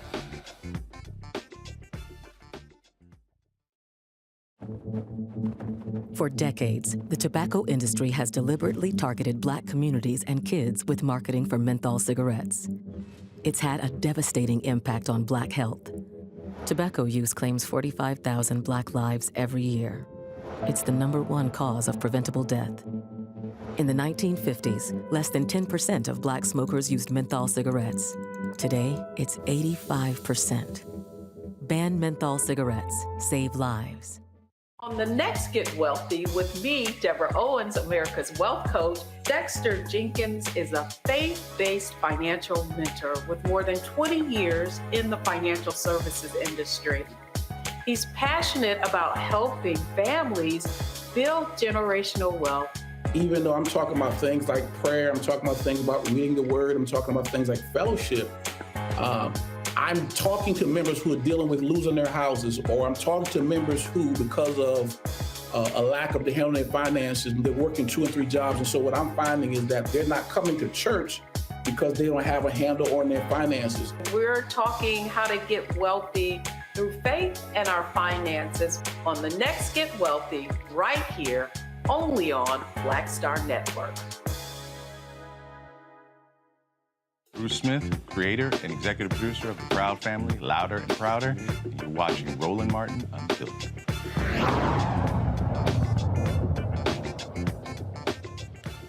So a federal court told Republicans in Alabama redraw congressional lines for a second black district. Well, Alabama committee did so. Oh, they redrew the lines, but created no black district. They have until Friday to actually approve this. Now, remember, the Supreme Court ruled affirming an Alabama affirming the lower court decision. Right now, there's only 1 majority black district in the entire state out of 7. They packing all the black folks into one, likely violating the Voting Rights Act. So they have until Friday. The court's going to draw it themselves. The Alabama Republicans, who hold a majority in the legislature and control the whole process, again, they're like, yeah, we're not going to do this. We don't really care. It doesn't matter at all. We don't care at all. And so, again, you have black residents comprising 50.5% of the population. GOP's like, yeah, we don't really care about that. They can do whatever they want. This right here, Amakongo, again, is a perfect example of trying to get people to understand power. And what they're doing here is, their deal is, and they've already tried to change their argument and filing the appeal, hoping that's going to get the Supreme Court's attention. They are hell-bent. One, they say, first of all, they don't want more than 1 Democrat, because Congresswoman Terry Sewell is the only Democrat in Alabama's congressional district. And they damn sure don't want a second black person who's also going to be a Democrat. That's what they're trying to stop, which is the exact same thing that has happened in other states. You know, it's like every last 3 or 4 elections, we've said, like, this is the most important election of our lifetime. And it's been true every time that we said it. We have to really stay on the good foot and stay motivated and fight for this, because just like what Trump is doing in all of his cases, the Republicans are going to try to drag their feet as long as possible to try to make sure that this doesn't even happen until after the next election. And the Republicans talk about, they did this great thing in getting control of the House again. They got control of the House by redistricting. And what they did in Florida, what they did in New York and other places, it wasn't this just ingenious thing that they did. It was deceitful, it was power grabbing, and they are power hungry. we have a very strong chance of getting control of the House again if what happens in Alabama actually happens and what happens in Louisiana actually happens. We can't let up. And sometimes we just see a ruling and we see, oh my gosh, the court sided with us, and we just drop the ball and we're just like, oh, we're all good. We can never leave it up to these Republicans to police themselves. If we don't stay active, if we don't keep speaking up, and networks and platforms like this don't keep doing this, they're going to continually drag their feet, and we're not going to have this next seat before the next election. I don't know what the Supreme Court would do in terms of how they're really going to enforce it. Yeah, they can just say, yeah, we'll draw this or draw that. But again, at the end of the day, it's still that 6-3 majority court that we have, though we're grateful for the decision. I don't trust them on the enforcement, so we got to stay lighting the fire. Well, in fact, we saw that last year. The courts actually, they say, oh, that wasn't enough time to implement the new maps before the midterms, Julian, when actually it was. They said the same thing in Alabama and Louisiana, which was totally BS. Well, guess what? It's enough damn time now because the election not until 2024. There's enough time, but there's no will. I mean, they refuse to obey the law. They refuse to obey the courts. They say, we're going to do whatever we want to do, and you can't do anything about it. And this is why it's so very important for us to keep our feet on the gas. It's so very important for Alabama Black folk, Democrats and Republicans. And Black Republicans have a say in this, too. There are not that many of them, but there are some, and they need to be active around this. It is utterly absurd that the court would say, this is what you're supposed to do, and they basically give the court the finger. Imagine that we were able to do that with some of the cases that we don't like. Imagine that Harvard said, oh, well, I don't like what you said about affirmative action, so we're just going to keep doing affirmative action. Or that University of North Carolina said the same thing. What if that were to take place? If that were to take place, people would be up under the jail. But these people have the caucasity to defy the court, and we ought to have basically the strength and the power to make sure these people behave like they're supposed to. Randy, we're seeing this, Randy, not just in Alabama, now in North Carolina. So check this out. Right. What they are now doing, they're proposing significant changes to the state's election laws that could result in chaos and suppress the voting rights of many citizens, especially Black people. The Republican-controlled legislature has proposed 3 bills that will significantly affect when and how people can vote. Senate Bill 749 would overhaul state and local election boards, appointing an 8-person state board of elections divided equally between the 2 parties, and cutting county boards to 4 members. The bill, which eliminates the governor's role in appointments, has sparked fears of deadlocked boards, leaving it unclear who will be responsible for certifying election results and completing other critical tasks. House Bill 772, which was recently passed, allows poll watchers to move around polling sites, listen to and record many activities inside the polling site, and take videos or photos of tabulation equipment. The bills also include provisions that mandate 2-factor authentication for absentee ballots and require absentee ballots to reach election officials by election day. Experts say the new election bills would add more uncertainty to a system already facing significant changes, such as implementing new voter ID laws. Now, why is all of this happening, Randy? Because Barack Obama won North Carolina in 2008. Now, exactly. you might say, wait a minute, hold on, that was 15 years ago. Literally, North Carolina used to have some of the lowest voter turnout. 2008, Black turnout went through the roof. Obama wins the state by 14,100 votes. And ever since then, the Republicans have had a laser-like targeting of Black people. A federal court even ruled that it was a laser-like targeting of Black voters. And this is all about suppressing Black voter turnout in North Carolina. Right. What people need to realize is that this is strategery. Strategery mixed with caucasity. And they are planning now how they're going to win this election. And when Black people are involved and we vote and we are aware of what's happening, we win elections. And so they are doing everything in their power to cut us off at our knees. So we cannot show up at the polls. We saw before when they were making it where you couldn't even get water to voters. They make our districts so far apart so people can't get there. Even with some of these laws you're talking about in North Carolina, they don't want the mail-in voting. Whatever they can do to suppress us, they're trying to do. They're cheating early. So we have to stay awake. We have to be woke and pay attention and fight against all these tactics they're doing because they can't win fairly. So we see what they're trying to do. Indeed. So people just need to understand, and all y'all folks, and let me be real clear, all y'all folks, I hear y'all. Y'all talk a whole bunch of crap. Biden ain't this, Harris ain't this, Democrats ain't this, and they ain't doing this, they ain't doing that. Let me be perfectly clear, okay? Because I'm really tired of people sitting there saying that ain't our party. The #1 voting constituency for Democrats are African American women. #2 are black men. So maybe what folks should be doing is making far more demands. Now let me walk y'all through that. So if the Republicans want to go with this whole poll watcher deal, y'all, this is real simple. Mobilize massive numbers of black poll watchers, and we're going to white Republican polling places. Yes. Yep. See? Yep.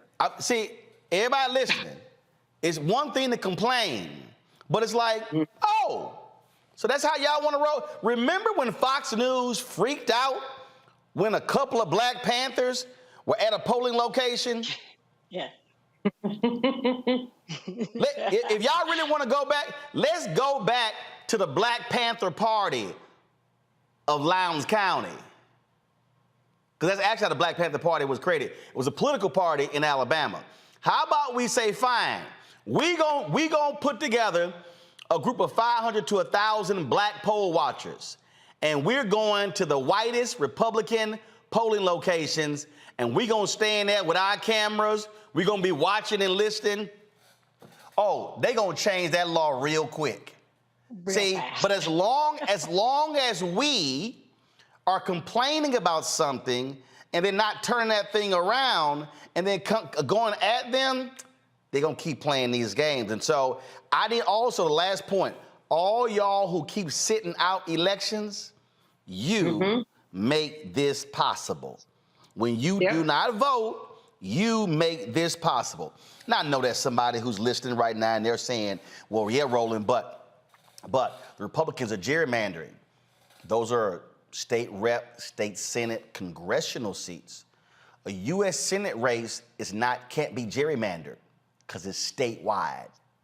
A governor's race can't be gerrymandered because it's statewide. Now, yes, they can sit here and make these changes when it comes to voting to impact turnout, but if we win statewide, we control levers of power. And that's what people need to begin to understand. Going to a break, we come back. We're here from Reverend Frederick Haynes III, the new president of Rainbow Push Coalition.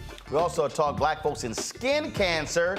Yeah, you black, you walking your ass in that sun, you better put on some damn lotion, put on some sunblock, because we can get skin cancer. You're watching Roland Martin Unfiltered on the Black Star Network.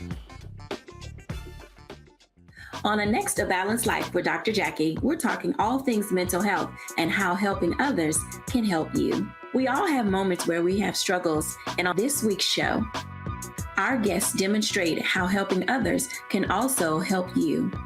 Why you should never stop giving and serving others on a next A Balanced Life here on Black Star Network. Next on the Black Table with me, Greg Carr. We featured the brand new work of Professor Angie Porter, which, simply put, is a revolutionary reframing of the African experience in this country. It's the one legal article everyone, and I mean everyone, should read. Professor Porter and Dr. Valeethia Watkins, our legal roundtable team, join us to explore the paper that I guarantee is going to prompt a major aha moment in our culture. You crystallize it by saying, who are we to other people? Who are African people to others? Governance is our thing. Who are we to each other? The structures we create for ourselves, how we order the universe as African people. That's next on the Black Table, here on the Black Star Network. Farquhar, executive producer of Proud Family. You're watching Roland Martin Unfiltered.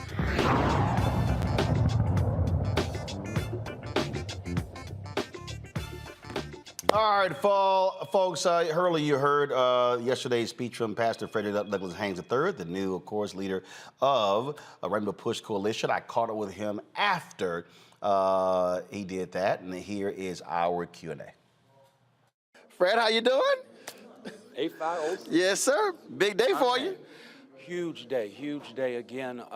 Reverend Jesse Jackson means so much to so many. And again, even though we're in Chicago, his impact is global. I will say this, in light of who's, holding the microphone, he received the baton from an alpha man.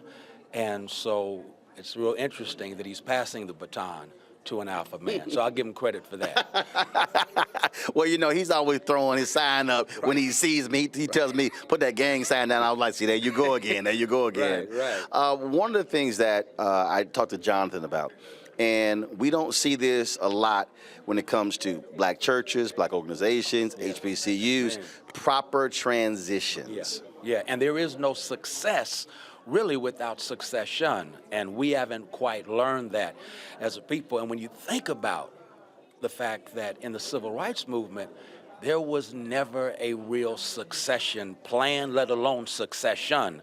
And so what he's doing is quite unique because he's wired to do this work, always, and yet he has the wisdom to know he has to pivot.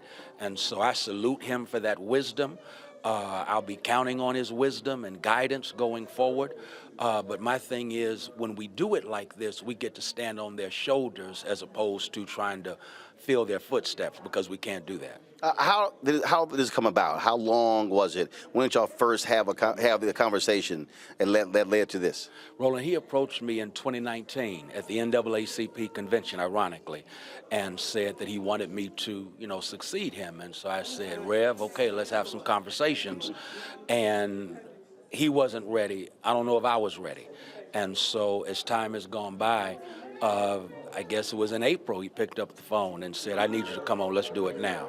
And so I said, okay. And that's when he brought the board chairs together. And so we've been going back and forth, negotiating, communicating since April. Now, one of the things that you're going to remain as senior pastor of Friendship West Baptist Church, and someone actually asked me that question, and what I said to them, I said, Rainbow Push has always been, look, Operation Basket operated here in Chicago. I said, now you have the opportunity to have now a second front, if you will, being there in the Southwest, being in the South. And you know the story of Breadbasket, and that same motto that was basically church-led is something that is needed even today, because again, as Reverend Jackson keeps saying, this next fight is about access to capital.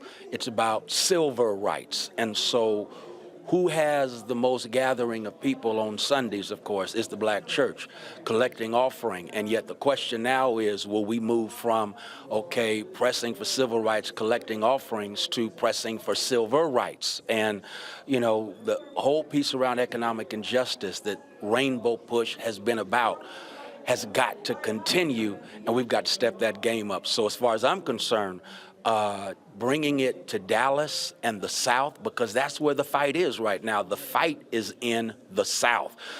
Texas especially, Florida. We see what's going on in those places. I just got word about West Helena, Arkansas, and the fact that, the governor is sending water to them, but will not use that $1 billion surplus to fix the infrastructure. That's economic exploitation. We don't want charity, as he said, we want parity. And so his wisdom still works. And as far as I'm concerned, we're going to try to do all we can to carry that forward. And not only that, when you talk about building, one of the things that when you look at NAACP, some 2,000 chapters, you got your National Urban League branches as well. You've had Rainbow Push affiliates, and so in terms of how are you looking at examining the whole infrastructure to determine what moves forward? Is it chapter driven in terms of what are you looking at? Right, and so that's what we'll be discussing with the board, with the affiliates going forward. What is going to work in this time? I haven't really had a chance to examine all of that yet. I'm just really coming on board. So that is definitely up for discussion because we want to know what works in the 21st century. You also have, obviously, when you look at when I'm meeting with leadership, you hear this phrase, legacy civil rights organizations. But for some reason, Rainbow Push wasn't included in that umbrella, which makes no sense to me. Right. And so, but then you have your younger groups. You got Repairs of the Breach. You've got Until Freedom, Black Voters Matter, not necessarily welcome into that fold. Is that something that you also emphasizing, that really aligning with where the energy is right now in terms of in the streets? Without a doubt, because as far as I'm concerned, one of the reasons that I think I was tapped is because I have relationships with all of them. And so for me, it's very important that we not only prepare to pass the baton, but that we operate in coalition. If we're going to really be about coalition building, and right now with the attacks we're facing from the courts, from the right, the extreme right, not to mention the so-called, Christian nationalists. This is a time where we need coalition building as opposed to separation. And that's what I'm going to be about, reaching out to especially our younger generation, because let's keep it real. Civil rights movement was a youth-led movement. And so there's nothing wrong with a youth-led movement in this day. And so that's why I'll be reaching out to them, because we're not going to do it apart. We got to do it together. You were there in Baltimore when I challenged the alphas, when I said, how can you talk about when you're running the yard, but who's running your city? Right. And so the power of the D9, I've been constantly challenging them that it doesn't make sense having numbers, but not just them, Links, Eastern Star, Prince Hall, Mason. You've got all these black organizations, but many of them are internal and they're not necessarily external. Yeah, and Roland, I've literally stolen that. And I give you credit a few times, but I've stolen that. Anytime I speak to an Alpha chapter, Deltas, anyone, I use that, because we all brag about when we were on the yard, we ran the yard. Okay, you grown now. What are you doing as grown folk? Are you running your city? Are you running your county? Are you running your state? Because don't brag about running it back then if you ain't trying to run stuff right now. And that's the kind of leadership that we've got to have right now. I got to give the AKs some salute, because they established a credit union during this meeting. And so I salute them. That's the kind of stuff that runs stuff when you get to be grown. And so since we grown, we got to act grown, and we got to run it in our city, county, because that's what happened in 2008. We celebrating Barack Obama, and they went to planning while we were partying, and they went local. Or the phrase I say, we stay at the inauguration parade, they left. They left and planned on us, and they went local, because all politics is local. And so that's why, as we're thinking how we're going to do push, Rainbow Push, we have to have a national voice, but we got to be organized locally. Well, one of the things that I would absolutely suggest within the first 90 days is doing a black media roundtable, where calling on them and challenging those black radio show hosts that we just can't be laughing in the morning. We got to be also talking about public policy and social action. Yeah, laughing and liberating. I mean, we've got to, play the music. Okay, go ahead, get your ratings up. But at the same time, this is an audience you have that counts on you, not just to be entertained, but to be enlightened.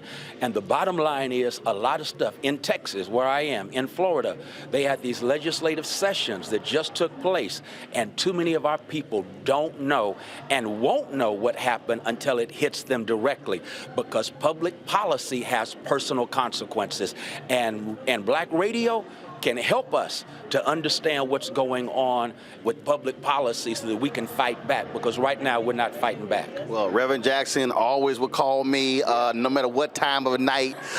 It does not matter. With suggestion and saying, when I come on and talk about it, I was like, all right, okay, Rev, no problem. And so you know exactly how I feel, the same thing. Yes, our show always welcomes whatever you got, you let us know. I'll be right there, and I want to thank you, because you have been consistent, not only about giving us a voice, but also challenging us to raise our voices. And so I appreciate that about you, because we have in you what Frederick Douglass and those first founders of our news media, what they intended. We can't have other folks speaking for us. We've done that too long. Now we got to speak for ourselves, and you help us do that. Thank you very much. Appreciate it. Let's get it. All right, Frat. Appreciate it. Yes, sir. I won't call you that late, but I'm sure call you. Trust me, he called me anytime. It don't even matter. Morning, night, whatever. Running ideas by. You know I know. You know I know. What you talking about? Because you did hit me by midnight the other night. Don't I really did. I really did. All right, Brad. Appreciate it. Yes, sir. Yes, sir. Thank you. Appreciate it. Makongo, the point there that Pastor Haynes made, and in fact, when he spoke, gave me a shout out. He talked about black media before his speech yesterday. And this is something that I keep explaining over and over and over to black organizations.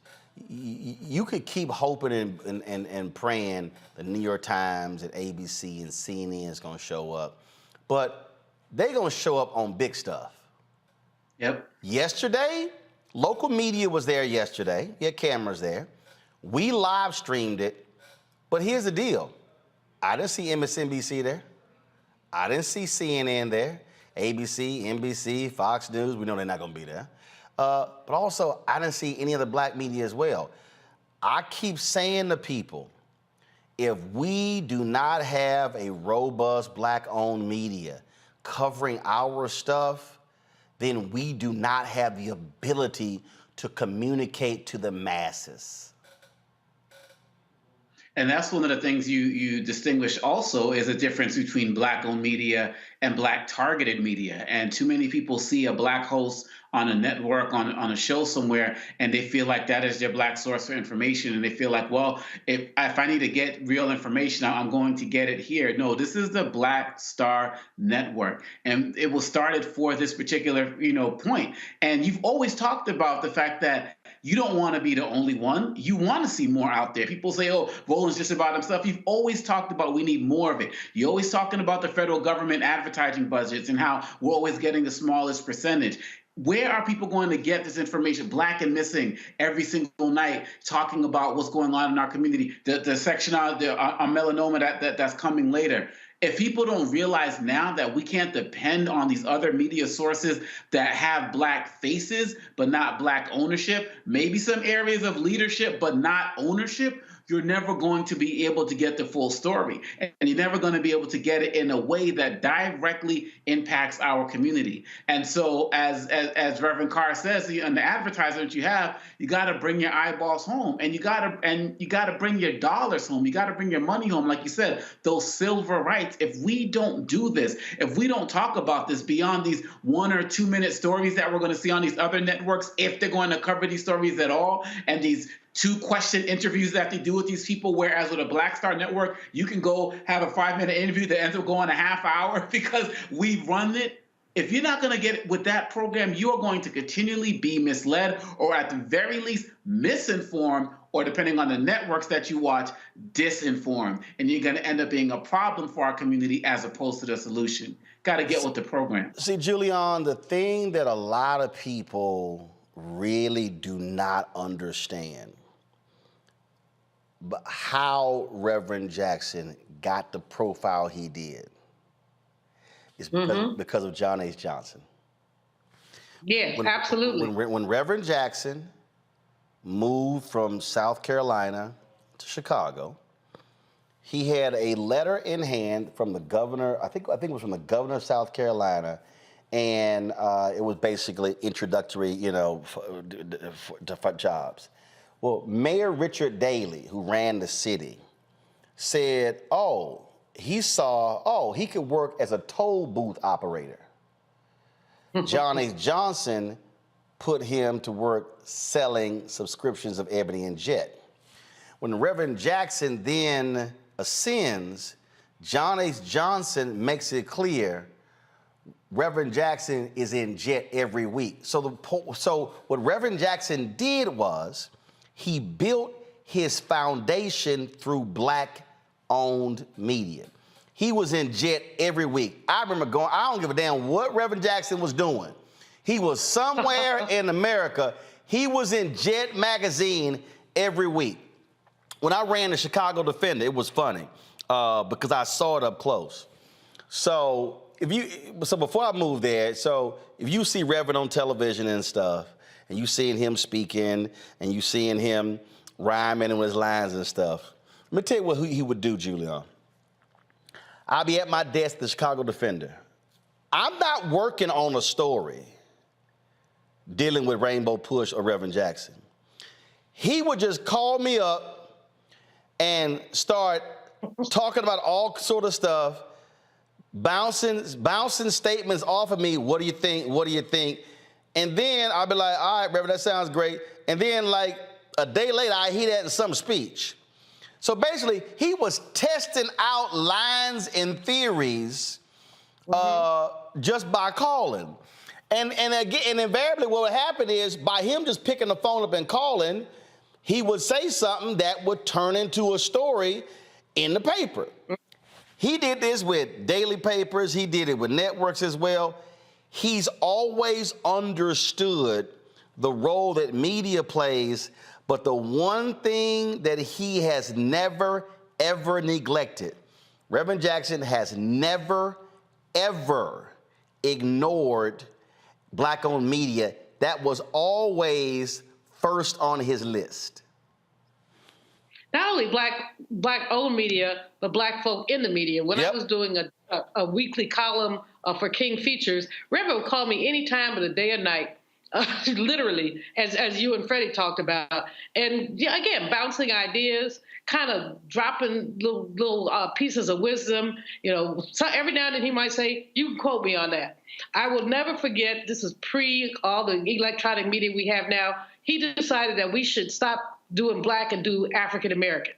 And so he called me up, I was somewhere, and he said, well, I want to send you something. He sent me 19 pages to the Eastern Airlines, see, that's how long ago it was, Eastern Airlines Club, at $3 a page, so $57, to explain why we needed to embrace African American as opposed to just the term Black. It was hilarious. And then he called and said, did you get it? I'm like, Reverend, yeah, $60 later, I got it. But he picked up the phone and called columnists, anchors, anybody, because he is an idea machine. I remember doing a story for the Black MBA magazine and writing this piece. And I mean, in the hour that we talked, he dropped ideas about glasses. He was talking about prescription drugs. He was talking about economic justice and banking. It was like literally all over the place. How do you turn that into a piece? And I think the title of the piece ended up was Idea Machine, because that's what he is. He is not leaving Rainbow. What he's doing is, if you will, reinventing himself or being the senior statesperson that we so desperately need in these times. And it's really, like you said, he is a master of media. He's done it all, radio, TV, writing, all of that. And he understands it in ways that very few people do. And so, Roland, if you had got those midnight calls, there's a whole bunch of us who used to get those calls. And frankly, we were privileged to get them. Last point here before we go to a break and go to our Fit, Live, Win segment.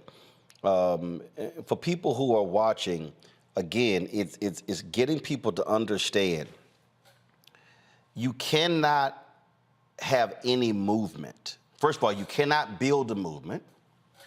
You cannot create movement unless you build resonance. And so you do that by first and foremost seeding the ground. Why does Ben Crump come to me first or insist to his legal team when y'all are booking Good Morning America, y'all also book Roland Martin? Because what he understands is that there are going to be a whole bunch of cases that Good Morning America is going to pass on. And so if you ignore Black-owned media and you always go to white-owned media, I'm going to tell you what I'm going to do. I'm going to say, don't call my ass. And I've told some people that directly. You keep calling them, and then you only call me like a side piece. Nah, that ain't gonna happen. Oh, I've told some people that. And if we're talking about how do we again, I gotta remind folk, before the New York Times was calling Dr. King, he had a column in Ebony. He was a classmate of Lerone Bennett. He understood. And again, for folk who don't understand why it's important to have conscious Black folk, when we all see that photo, y'all find a photo of Bernice King on the lap of Coretta Scott King at the funeral of Dr. King. That won Moneta Sleet the Pulitzer Prize. He became the first African American ever to win a Pulitzer Prize for photography. How did he get that photo? He wasn't supposed to be there. The white media had Jim Crow policies at the funeral of Dr. King. The white media said no black people are allowed in the press pool. Lerone Bennett and Simeon Booker went to Coretta Scott King and said they are not allowing Ebony and Jet in the press pool. Coretta Scott King said, if Ebony and Jet is not in the press pool, there will be no press pool covering my husband's funeral. That's how he got in. That's how it was won. So that's what happens when black folks say, we're black-owned media. They get to be on the front row.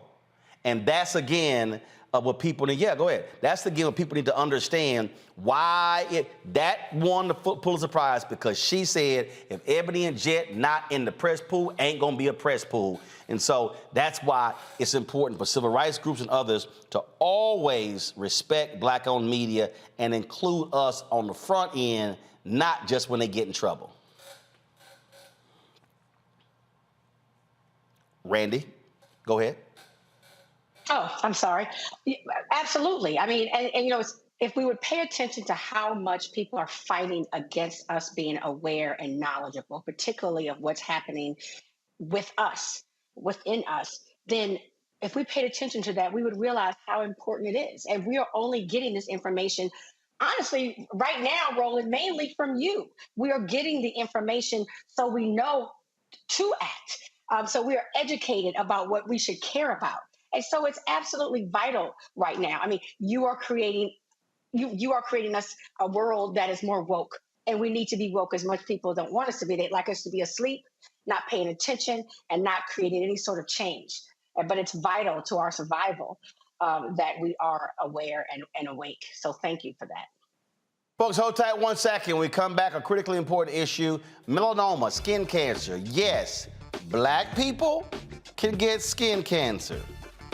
We'll explain next on Roland Martin Unfiltered on the Black Star Network. Coming up next on The Frequency, right here on the Black Star Network, Shanita Hubbard. We're talking about the ride or die chick. We're breaking it down. The stereotype of the strong black woman. Some of us are operating with it as if it's a badge of honor. Like, you even hear black women like aspiring to be this ride or die chick, aspiring to be this strong black woman trope at their own expense. Next on The Frequency, right here on the Black Star Network. I'm Faraji Muhammad, live from LA. And this is The Culture. The Culture is a two-way conversation. You and me. We talk about the stories, politics, the good, the bad, and the downright ugly. So join our community every day at 3 p.m. Eastern and let your voice be heard. Hey, we're all in this together. So let's talk about it and see what kind of trouble we can get into. It's The Culture. Weekdays at 3, only on the Black Star Network. Hi, I'm Jo Marie Payton, voice of Sugar Mama on Disney's Louder and Prouder Disney Plus, and I'm with Roland Martin on Unfiltered.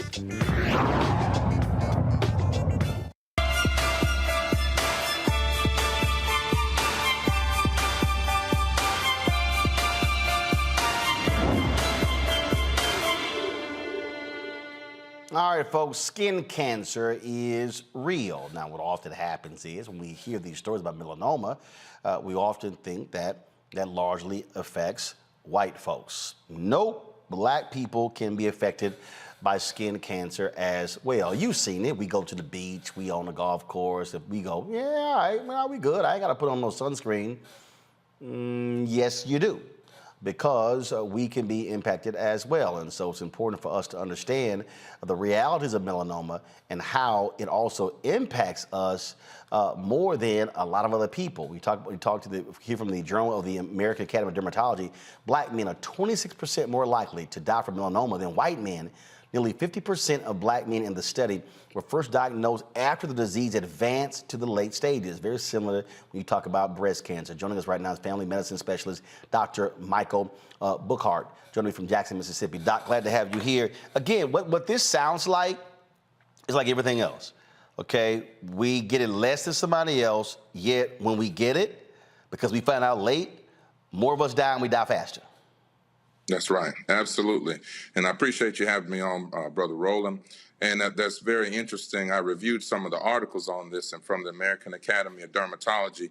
And like you said, there was a study done with 200,000 people, and they found that the 5-year survival rate in men with melanoma, the 5-year survival rate was highest for white men at around 75% compared to black men, with a survival rate of 52%. And then American Indian, Alaskan, Asian, and Hispanics were somewhere in between in the 60s. And that's a very notable difference, because most people, Roland, most people would think, well, because I have an extra amount of melanin, then I can't get skin cancer. But that is one of the biggest misnomers in our community that we have. And we talk about how to protect ourselves. Look, I play golf all the time. I like to walk, so you're out there, you're in the sun. And I can tell you, it's rare when I play with brothers, they're putting on sunscreen. Absolutely, yes. And that's a great point that you brought out. And one of the things that makes this very difficult, and some would even consider the bias in this, is that melanoma, especially with us in the African-American community, starts on the palms of the hands, the soles of the feet, which are areas that one would think are not exposed to the sun as much. And that's why a lot of times it makes diagnosis so difficult, because— Hold up, palms of the hand and soles of the feet? Absolutely. Yes, sir. I was looking over this American Academy of Dermatology.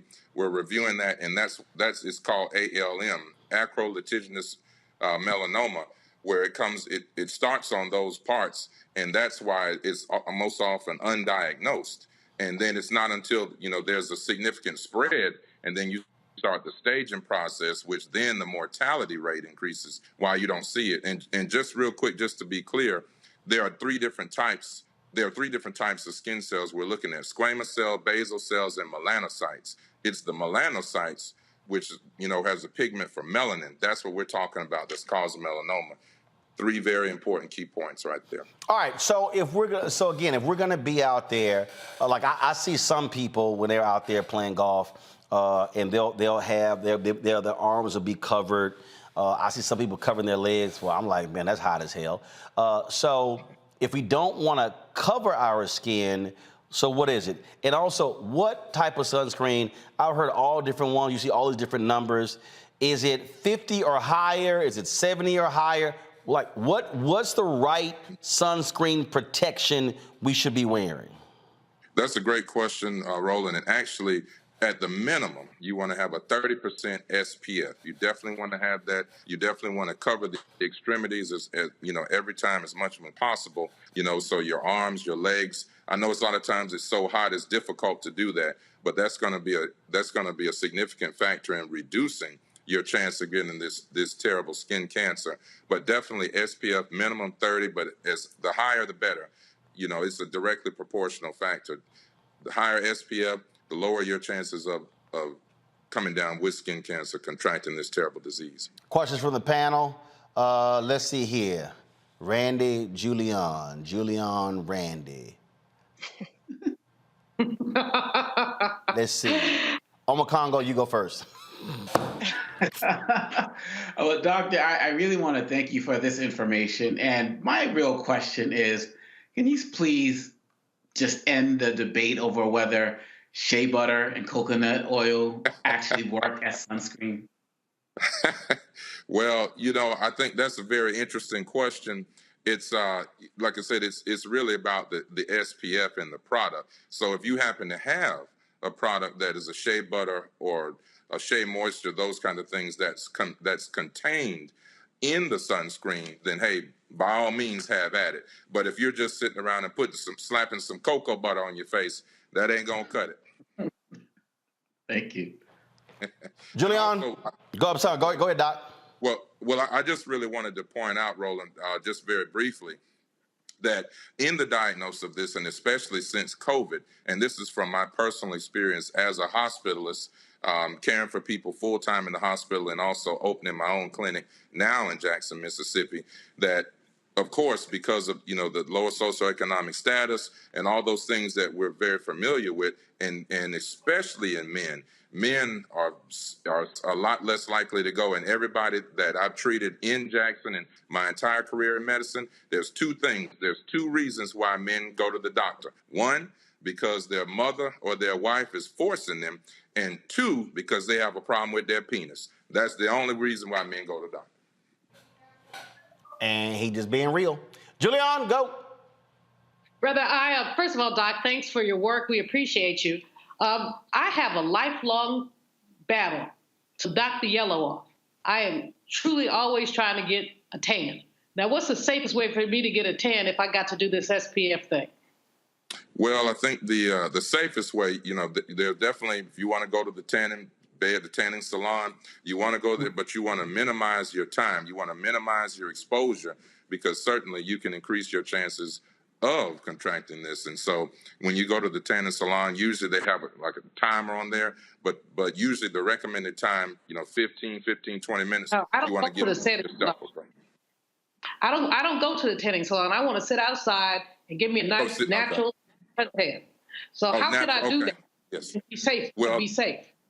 Okay, being safe, then definitely, having, so like I said, a minimum SPF 30, but the higher you go, the better. It's directly proportional, but still minimizing your exposure, to that sun. For example, people on the beach and they're using those huge umbrellas that a lot of times with the hotels and all that on the beach, it's great if you can sit up under that for the majority of the time. Then you take that 15 minutes, go outside, on your back and then on your stomach, and then come on back in and get outside of those harmful sun rays. So that's the main thing. You can definitely do it, but you just want to make sure that you minimize your exposure while you're out there. So if I'm playing golf 3 to 4 times a week and I'm walking, it's 4 hours around, I'm in the sun. Absolutely. And I'm wearing sunscreen, but what should I be doing something else? Well, so if you're out there for 4 hours, Roland, well then, like you said, you got your highest SPF, you're out there having a good time. You just want to be mindful to make sure to take what I like to call shade breaks, whether you're getting under the golf cart, you get sitting up on the golf cart, taking a water, a Gatorade break, or standing up under one of those big oak trees, and, just making sure you're mindful that you're not out in continuous direct sunlight. You can still do all the things you love to do, play all the rounds of golf, 18 holes, everything, but just making sure to not stand out there, because like you said, that's one of the biggest things, one of the myths. You say, well, we're African-American, darker pigmented people. I don't have to worry about it. I can just stand out here, have fun with my buddies and play golf. You just really want to be mindful, because as we're discussing, we definitely get it too, and our survival rate is lower and our mortality rate is higher. And hold up, before I go to Randy, also, how often do we reapply the sunscreen?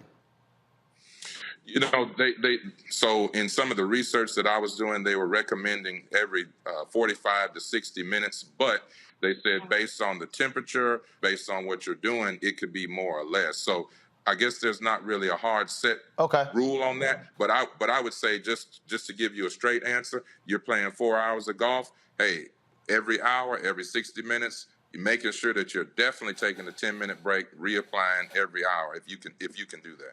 Got it, Randy. Doctor, thank you for this information. I found it fascinating that it shows up on the palms of our hands and feet.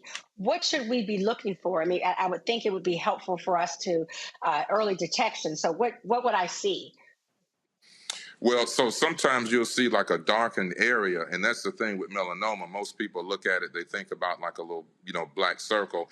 But the main thing is, we don't want people to get alarmed. A lot of people have, they'll mistake skin tags and moles and all that kind of thing. It's not about, okay, every little thing, oh my, do I have skin cancer?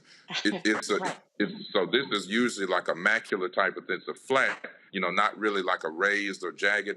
It's a small area, usually circular or oval, but then the problem is, and the thing that you want to be most cautious about when you see the change in the edges, they talk about the edges where sometimes there's like a dimpling or they'll look more rough, and that's some of the hallmark features about melanoma, which differentiates it from squamous cell skin cancer, which you see 75-80% of the time in Caucasians, where you'll see a lot of time on their forehead, ears, nose, those areas that we see all the time, and they're constantly getting those areas addressed and going to the dermatologist. The melanoma is darker, it'll be more circular, ovoid, and then you'll look at those edges when they start to change.